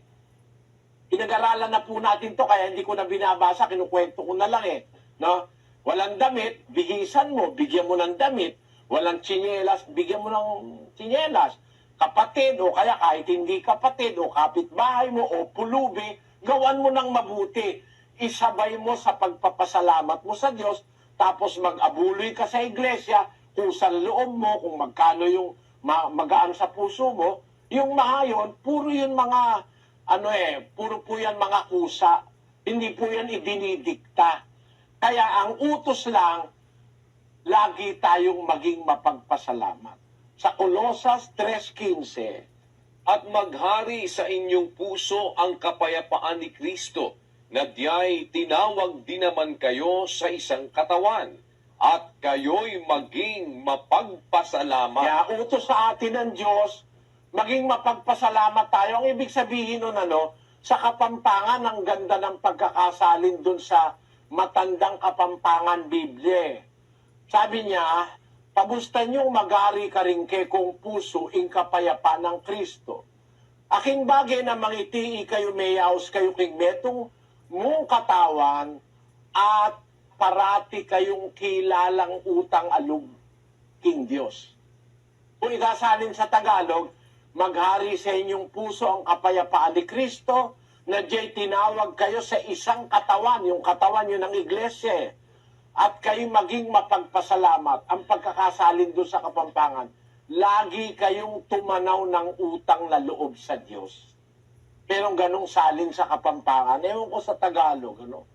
Kasi ang ginagamit na salita sa Bibliang Grego, kayo'y maging mapagpasalamat, ay ang salita na sa Grego 2170. Nanggaling sa 2095, a derivative of 5483, well-favored. That is, by implication, grateful. You are grateful. Grato sa Kastila. Meron kasing tao, ingrato. No? Ingrato. Walang utang na loob. Yun ang kahulugan. Yung ibig sabihin, maging grateful ka. Yung salitang Eucharistos, magiging grateful ka, magiging grato ka. Tatanaw ka ng utang na loob sa Diyos. Sa lahat ng gawang pabor ng Diyos sa'yo, may utang na loob tayo sa Diyos. At yun ang magiging dahil kaya tayo magiging mapagpasalamat. No? Hindi lang sa panalangin, pati yung maghahandog ka talaga ng pasalamat. Parang may kapatid, merong kapatid doon sa Guagua, ang panata niya, taon-taon magpapasalamat siya. Taon-taon. Walang nagturo sa kanya, walang nagutos, pero taon-taon magpapasalamat siya. Bakit? Yung kanyang anak, sabi niya, yung anak ko pag nakapasa, magpapasalamat ako taon-taon sa Diyos. Meron siyang anak na inhinyero, nakapasa, no? Taon-taon nagpapasalamat siya. Kung nabanggit niya na ipanata niya, hindi niya dapat nakalimutan yon dahil lalabas, hindi ka tapat sa Diyos. Pagka namanata ka, dapat tutuparin mo, sabi ng Biblia. Kaya taon-taon nagpapasalamat siya. Merong kapatid naman na manata na pagka yung kanyang bahay ay natapos niya dahil nag-abroad siya, magpapasalamat siya. Maraming dahilan para tayo magpasalamat sa Diyos eh. Sabi sa unang Tesalonica 5:18, Sa lahat ng mga bagay ay magpasalamat kayo, sapagkat ito ang kalooban ng Diyos kay Kristo tungkol sa inyo. Kita niyo yon mga kapatid? Sa Cebuano, magpasalamat kamo tungod sa tanan. Kay kinimao ang kabubuton sa Dios, diha kang Kristo Jesus, alang kaninyo sa Kapampangan. King balang bagi, munyekong kapasalamatan. Uling iti ang kaburyanan ng Dios kang Kristo Jesus tungkol kay kayo. Sa Ilocano, iti isu amin, agyaman kayo, kadaytoy tinakem ti Dios ken Kristo Jesus, ti maipapan kada kayo. Magpasalamat kayo. iti isu amin ang lahat ng bagay, magpasalamat kayo. No? Nakaraos ka, nakapanganak ka, maayos ang nangyari, malusog yung anak mo, pwede kang magpasalamat. Gumaling ka sa isang karamdaman, pwede kang magpasalamat. No? Umasa ka sa isang pagsusulit, pwede kang magpasalamat. Marami tayong bagay na pwede ipagpasalamat. Sabi ng Biblia, sa lahat ng mga bagay, magpasalamat kayo sapagkat ito ang kalooban ng Diyos kay Kristo tungkol sa inyo. Yung salitang Eucharistos. Ang ibig sabihin, tumanaw ka ng utang na loob. Maging grato ka, huwag ingrato. Merong tao walang pasalamat eh. Iba-iba ang pinapasalamatan, hindi ang Diyos. Merong taong ganon. 1:21 ng Roma. Sapagkat kahit kilala nila ang Diyos, siya'y hindi niluwalhati nilang tulad sa Diyos, ni pinasalamatan, kundi bagkus ni walang kabuluhan sa kanilang mga pagmamatuwid, at ang mangmang nilang puso ay pinapagdilim. Tingnan ninyo, merong mga tao sinasabi si Pablo, kahit kilala nila ang Diyos, siya'y hindi nila niluwalhating tulad sa Diyos, ni pinasalamatan, hindi sila nagpapasalamat. Niwawalang kabuluhan nila ang Diyos, hindi nila pinapasalamatan. Samantalang makaraos ka lang maghapon. Sabi ko nga sa mga kapatid, pagpunta mo sa CR, dumumi ka. Pagka nakadumi ka, napakaginhawa, ako naggano, naaalala ko, no? Meron akong nakitang tao, hindi makadumi. Ang ginawa, binutasan yung tagiliran, doon lumalabas yung dumi. Meron tao hindi makadumi. Kailangan butasan ng tagiliran para makadumi. Dahil may sakit. Ikaw, nakadumi ka ng maayos, aba? Sa lahat ng bagay, magpasalamat kayo eh. Pag nakadumi ka, nakaihi ka na hindi kailangang i-dialysis ka, dapat magpasalamat ka sa Diyos eh. Nakakain ka, merong tao hindi makakain, hindi nilalagay ang tubo sa ilong eh. Kumain ka, masarap. No? Dapat magpasalamat ka bago ka kumain at pagkakain mo. Sa lahat ng bagay, magpasalamat kayo. Ito ang kalooban ng Diyos kay Kristo tungkol sa inyo. Kaya tayo, laging, ang mga kapatid sa iglesia, nagpapasalamat. Hindi dinidiktahan. Kusa mo, tumatanaw ka ng utang na loob sa Diyos na iniraos ka, nakaraos ka, nakaligtas ka, nagkamit ka ng pagpapala, kumita ka, nagnegosyo ka, hindi ka nalugi, napabuti ang buhay mo, magpasalamat tayo sa Diyos. Yan po, kusang ginagawa, hindi idinidikta sa mga kapatid sa iglesia. Ngayon, merong pasalamat na tinatawag tayong pangbuong kapatiran. Ipinagdiriwang natin yan 4 na beses isang taon. Ang tawag po natin yan PBB, pasalamat ng buong kapatiran. Hindi pamilya, hindi individual lang, hindi lokal, hindi. Buong kapatiran nagpapasalamat tayo kasi ganun po ay utos ng Diyos sa mga iglesia sa panahon ng Bagong Tipan. Doon sa Colosas 3:15, maghari sa inyong puso ang kapayapaan ni Kristo, na diya'y tinawag din naman kayo sa isang katawan, kayo'y maging mapagpasalamat. Kapatiran po ang inuutusan dyan. Kayo'y maging mapagpasalamat. Parang sa Israel nung araw, nagdiriwang sila ng pasalamat o ng pagtitipong Panginoon Diyos. Buo sila lahat, 3 beses isang taon.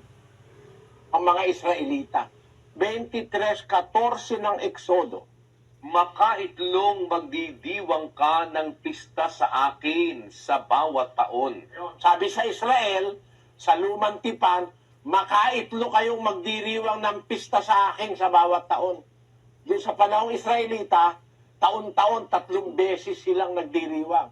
Sa atin naman, tayo mga kapatid sa Iglesia ng Diyos, dahil marami tayong pagpapalang natatanggap sa Diyos, tuwing 3 buwan, meron tayong pasalamat ng kapatiran. Yun ay Ayon lahat yon, nagpapasalamat tayo sa Diyos. Sa mga panahon na yon, pwede tayong mag-abuloy ayon sa ating kusang palo. Hindi tayo pipilitin, hindi tayo ititiwalag. Yung hulog mo sa kahon, nakabalot sa papel, pero walang pangalan. Wala tayong nakakaalam noon, ang Diyos lang. Ikaw naman, ang kausap mo naman dyan, ang Diyos Hindi naman ako Pag hindi ka tumulong, makakatulong ka naman, mananagot ka sa Diyos, no? Kung tumulong ka, papapalain ka naman ng Diyos. Ako, hindi ko alam yon. Kasi sa atin, ang pag-aabuloy, hindi po dapat na ang ginagawa ng iba, ini-screen. Nilalagyan ng mga pangalan, tapos iniimbestigahan yung kapatid kung marami ba binigay o hindi. Hindi po ganun sa Biblia. Dapat, pag nagbibigay tayo, sa stress ng Mateo. Tatapwat, pagka ikaw ay naglilimos, ay huwag maalaman ng iyong kaliwang kamay ang ginagawa ng iyong kanang kamay. Upang ang iyong paglilimos ay malihim at ang iyong ama na nakakikita sa lihim ay gagantihin ka. Maliwanag, Pag nag-aabuloy ka, naglilimos ka, dapat wag mo nang ipapaalam sa kaliwa yung ginawa nung kanan. Biro mo, kanan at kaliwang kamay, ang lapit lang yan wag mo na ipaalam sa kaliwa yung ginawa ng kanan. Kaya halimbawa ako nag-aabuloy, hindi ko pinapakita sa nanay ko nung bata ako, hindi ko pinapakita sa tatay ko. Ang Diyos lang ang nakakaalam nun. Yun. Halimbawa, may asawa ka, dapat wag nang malaman nung kaliwa yung ginawa nung kanan Diba? Huwag niyo ipagpaparangalan ng abuluyan, mga kapatid. Kasi pag ipinagparangalan mo, tinanggap mo na ang iyong ganti. Basahin natin yung 6:2. Kaya nga, pagka ikaw ay naglilimos, ay huwag kang tutugtog ng pakakak sa harap mo, na gaya ng ginagawa ng mga mapagpaimbabaw sa mga sinagoga at sa mga daan, upang sila'y mangagkapuri sa mga tao. Katotohanan sinasabi ko sa inyo, tinanggap na nila ang sa kanila'y ganti. Ayun. Pagka yung abuloy mo, limos mo, pinagpaparangalan mo, pinapakita mo pa kung kani-kanino, tinanggap mo na ang ganti mo, sayang lang. Mabuti pa, wag ka na lang mag-abuloy, kesa ipagpaparangalan mo. Ang abuloy po ay isang bagay na sagrado na ang dapat nakakaalam, ikaw lang at ang Diyos. No? Kaya po tayo, hindi tayo naglalagay ng pangalan sa abuloy. Yung hulog sa kahon, ikaw lang nakakaalam kung magkano binigay mo. At ang Diyos ang nakakaalam. Wala nang iba. Ang alam lang ng mga kapatid o yung mga nagbibilang, ang alam lang nila, yung total. Hindi nila alam kung kanino galing. No? Yun naman po utos. Unang Korinto. Ba't natin pinag-uusapan ito? Para malinis ang pera sa iglesia. Walang lukuhan. Kaya natin ito pinag-uusapan. Kasi may pera sa iglesia, utos yan Mag-aabuloy ka, kusang loob may pera. Iipunin niyan, kukolektahin. Kaya ang bibilang niyan, 4 na tao po, 5. Yung presidente ng lokal, nakaharap. Yung diakono, nakaharap. Yung diakonesa, nakaharap.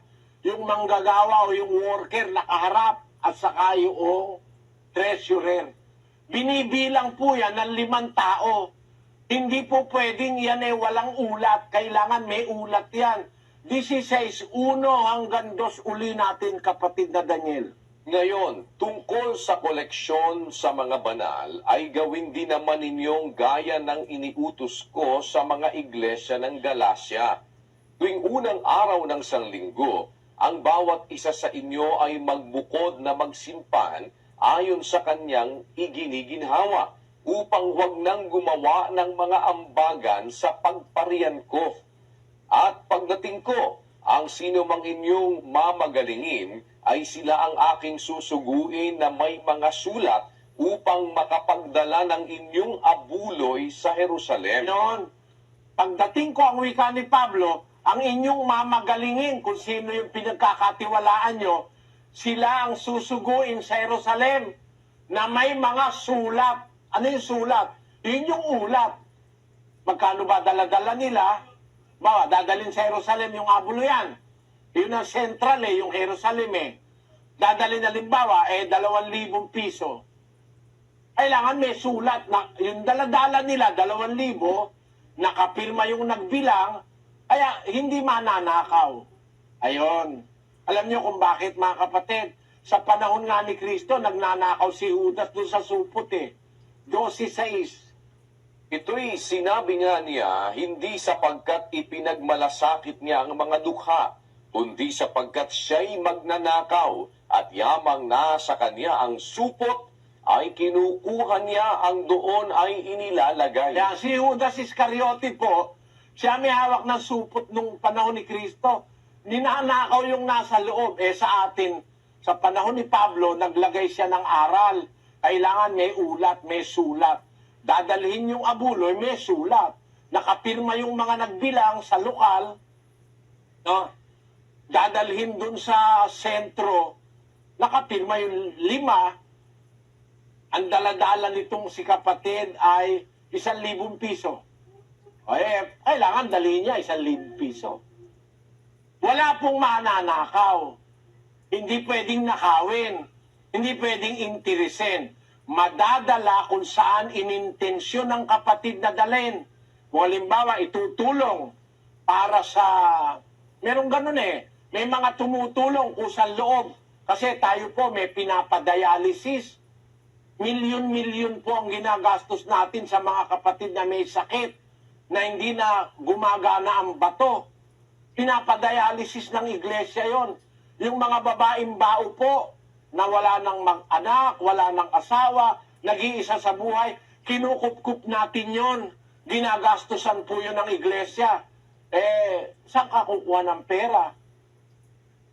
Siyempre sa abulo yan ng kapatid. Meron po tayong libreng pag-aaral sa mga kapatid at hindi kapatid. Meron tayong La Verdad Christian School. No? Libre po lahat. Yung abulo yan sa iglesia, ginagamit po yan, pangunahin sa pagpapalaganap ng aral, pambayad sa radyo, telebisyon, internet, satellite. Pero, yung iba pong abulo yan, itinutulong ng mga kapatid para sa mga may sakit, mga pinapadialysis, para sa ulila, para sa babaeng bao. Sa atin po, hindi natin kinakalimutan ng mga babaeng bao at mga ulila. Yun po ang palatandaan ng tunay na relihiyon. Basahin natin ang 1:27 ng Santiago. Ang dalisay na relihiyon at walang dungis sa harapan ng ating Diyos at Ama ay ito: dalawin ang mga ulila at mga babaeng bao sa kanilang kapighatian at pag-ingatang walang dungis ang kanyang sarili sa sanglibutan. Ayan. Ang dalisay na relihiyon na itinuro ng mga apostol, yung pagmamalasakit, pagdalaw sa mga ulila at sa mga babaeng bao sa kanilang kapighatian, sa kanilang pangangailangan, sa kanilang mga necessities in life. Kaya po tayo, meron tayong ampunan ng mga ulila, mga babaeng bao. Pinapakain po ng iglesia yan. Ipinapagamot. Umuupa tayo ng nurse, doktor, mga nangangalaga para paliguan yung hindi na pwedeng maligo, yung mahinang-mahina na. Yan po ay ginaganap ng iglesia ng Diyos. Palatandaan po kasi yan ng tunay na relihiyon, mga kapatid. Saan mo kukunin lahat ng gagastusin dito? Yan po'y nanggagaling sa abuluyan ng mga kapatid na may mga magagandang kalooban. Na kahit hindi mo naalagaan yung matanda, yung ulila, sa pamamagitan ng abuloy mo, para ka na rin nag-alaga. Kasi may inuupahan tayong mag-aalaga. Tawa, kayo mga kapatid, nangangaral ako. Hindi naman kayo nangangaral, ako nangangaral. Kaya halimbawa, yung abuluyan nyo, ginamit ko para makapangaral ako. Parang ikaw na rin ang nangaral dun 9:12 ng 2 Korinto.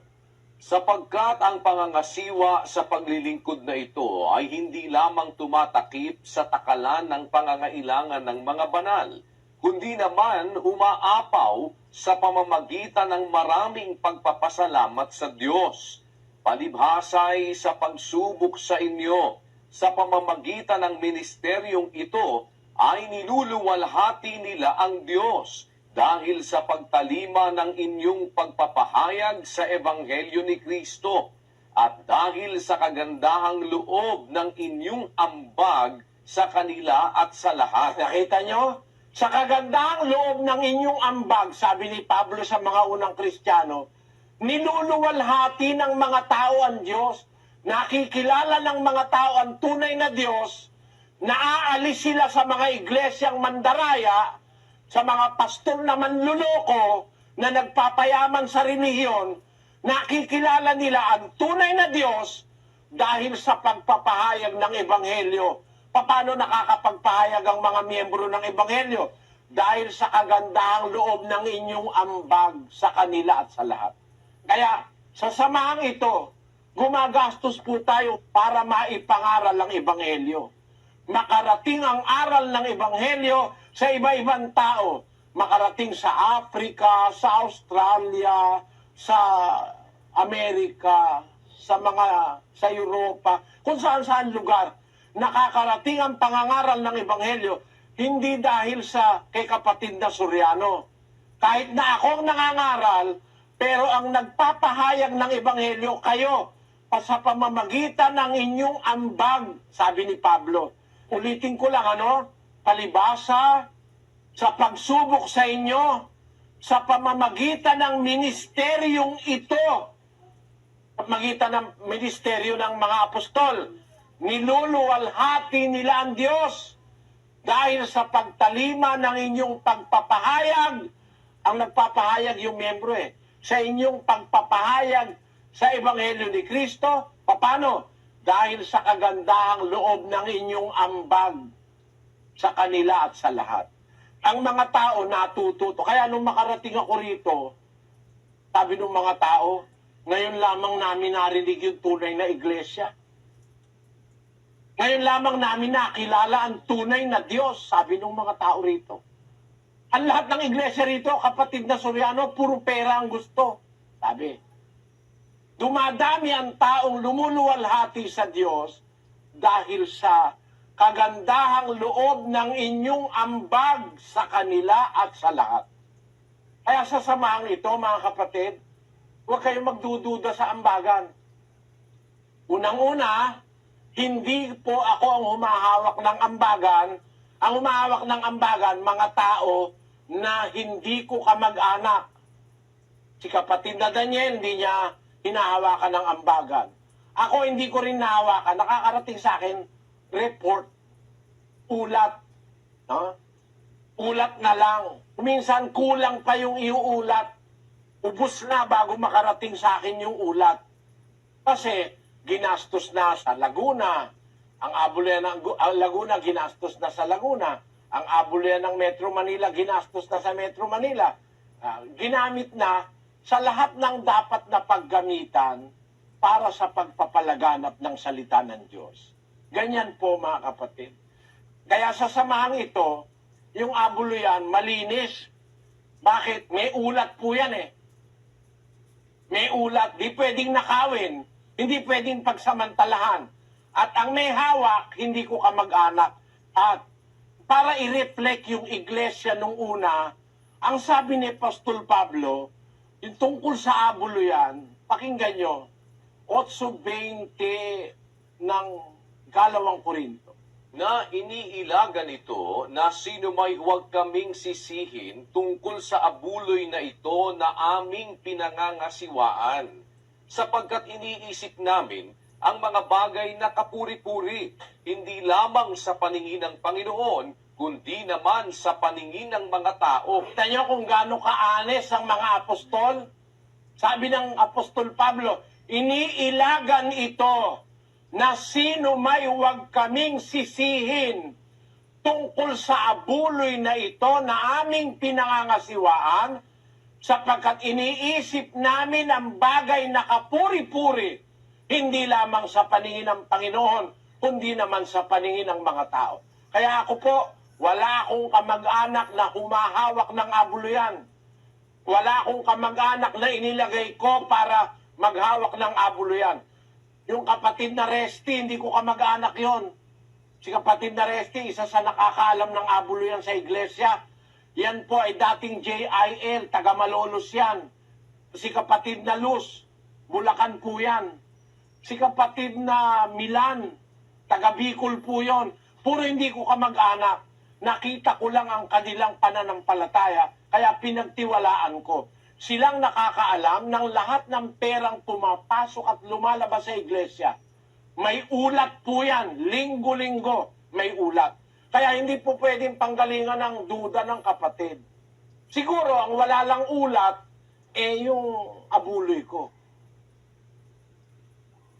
At saka abuloy ni kapatid na Daniel. Kasi, nag-aabuloy din kami. Hindi po kami kagaya ng ibang pastor, lagi lang silang inaabuluyan. Sila hindi nag-aabuloy. Si Pablo, apostol na, nag-aabuloy pa rin para sa aral ng Panginoon. Basahin natin ang 2 Korinto 12:15. At ako'y gugugol ng may malaking kagalakan at pagugugol dahil sa inyong mga kaluluwa. Kung kayo'y inibig ko ng lalong higit, ako bagay iniibig ng kaunti? Sabi ni Pablo, gugugol ako na may malaking kagalakan at pagugugol dahil sa inyong kaluluwa. Paano siya gumugugol? 12:14. Narito, ito ang ikatlo na ako'y handang pumarian sa inyo, at ako'y hindi magiging pasanin ninyo, sapagkat hindi ko hinahanap ang inyo, kundi kayo, sapagkat hindi nararapat ipagtipon ng mga anak ang mga magulang, kundi ng mga magulang ang mga anak. Sabi niya sa mga miyembro ng iglesia ng una, paparian ako sa inyo, ikatlo ko ng punta ito. Hindi ako magiging pasan ninyo. Hindi ako magiging inyong burden. Hindi ako papapasal sa inyo. Gugugol ako, sabi niya sa 15. Ako'y gugugol. Sa pagpunta niya sa mga kapatid, gumugugol siya na may malaking kagalakan at napapagugol siya dahil sa kaluluwa ng kapatid. Yan po ang pangangasiwa ng abuloy sa iglesyang totoo. Hindi itinatapat ang kahon, kusang loob na pumupunta sa kahon ng nag-aabuloy. Hindi dinidiktahan kung magkano ibibigay, malaki man o maliit, galing sa puso ng kapatid. Ang kanilang pag-aabuloy ay kinokolekta, binibilang na may mga saksi para walang mawalang kahit isang sentimo. Pagkatapos, ginugugol na may pagtatapat para sa gawain ng Diyos, sa pagpapalaganap ng Ebanghelyo at sa paggawa ng kung ano-anong mga kabutihan na para sa kapatiran at sa kapwa-tao. Yan po ang mga aral na kusang loob na ipinaubaya ng Diyos sa atin. Magpapasalamat ka, kusang loob mo. Maghahandog ka ng pasalamat, kusang loob mo. Mag-aabuloy ka, kusang loob mo. At mamamanata ka, kusang loob mo. No? Maglilimos ka, kusang loob mo. Kayo na ang bahala. At samahan nawa kayo ng Panginoon, mga kapatid, na may pagnanais na umanib sa samahang ito. Sa Biyernes po, diyan sa Pilipinas, magbabautismo tayo sa mga taong tatanggap ng doktrinang ating napag-aralan. Hindi po kayo pipilitin, gaguide lang namin kayo. Kung gusto nyong umanib, salamat sa Diyos, makakasumpong kayo ng katotohanan. Kung ayaw naman ninyo, nasa sa inyo rin. Pero inia-announce ko na yung bautismo po sa Biyernes ng umaga diyan sa Pilipinas at sa iba't ibang dako ng Asya. No? At sana loobin ng Panginoon, matanggap ninyo ang aral na ito na walang kasing linis kung ang pag-uusap ay ang salita ng Diyos sa Biblia. Hanggang dito muna mga kapatid, Kapatid na Daniel? Kung lolobin po bukas ang atin pong schedule, the same time pa rin po para sa ating ika-12 gabi ng ating pong pag-aaral ng doktrina ng ating Panginoong Jesucristo. Araw po ng Martes, alas 7 ng gabi, Philippine Standard Time.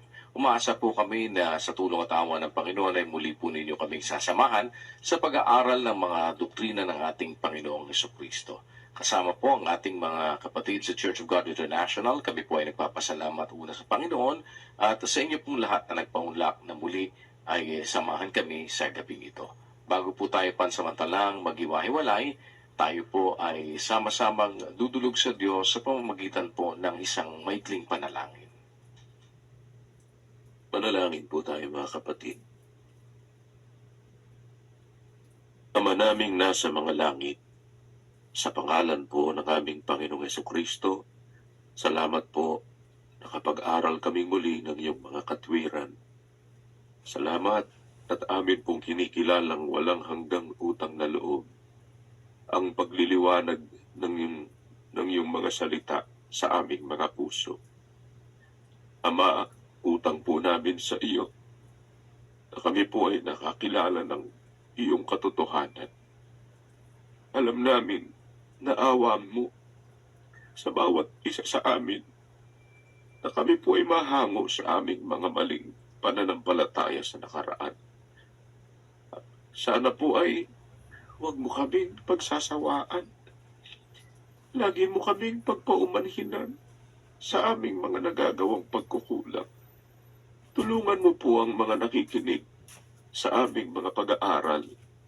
Sana hanggang sa matapos nila ang mga sesyon ng mga paksa, tulungan mo silang makapagpasya ng kasang-ayon lamang ng iyong banal na kalooban. Mga tawag sana, Panginoon, upang magkasama-sama kaming naglilingkod sa iyo. 10 na po ng kanilang mga sangbahayan at mga mahal sa buhay. Lakip na pagpalain mo ang aming mga kapatid na laging karamay sa lahat ng pagpapagal. Gantihin mo, Panginoon, sa buhay na ito at sa darating ang mga kabutihang loob ng aming mga kapatid. Sa iyo po namin inihahabilin ang lahat sa amin.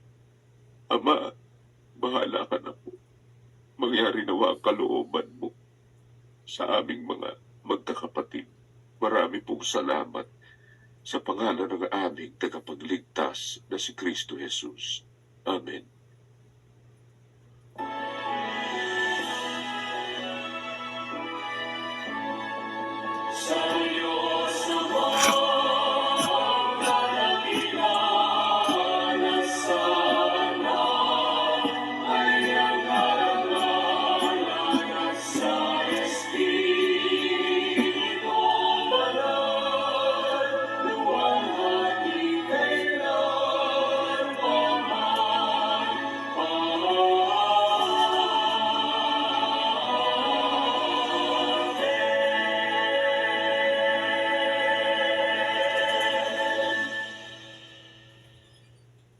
Ang walang hanggang pag-ibig ng ating Diyos amang nasa mga langit, ang biyaya ng pagliligtas at pagpapagaling ng ating Panginoong Hesukristo, at ang patnubay ng Santong Espiritu, siya nawang maghari sa ating mga puso, magpakailan-kailanman. Amen.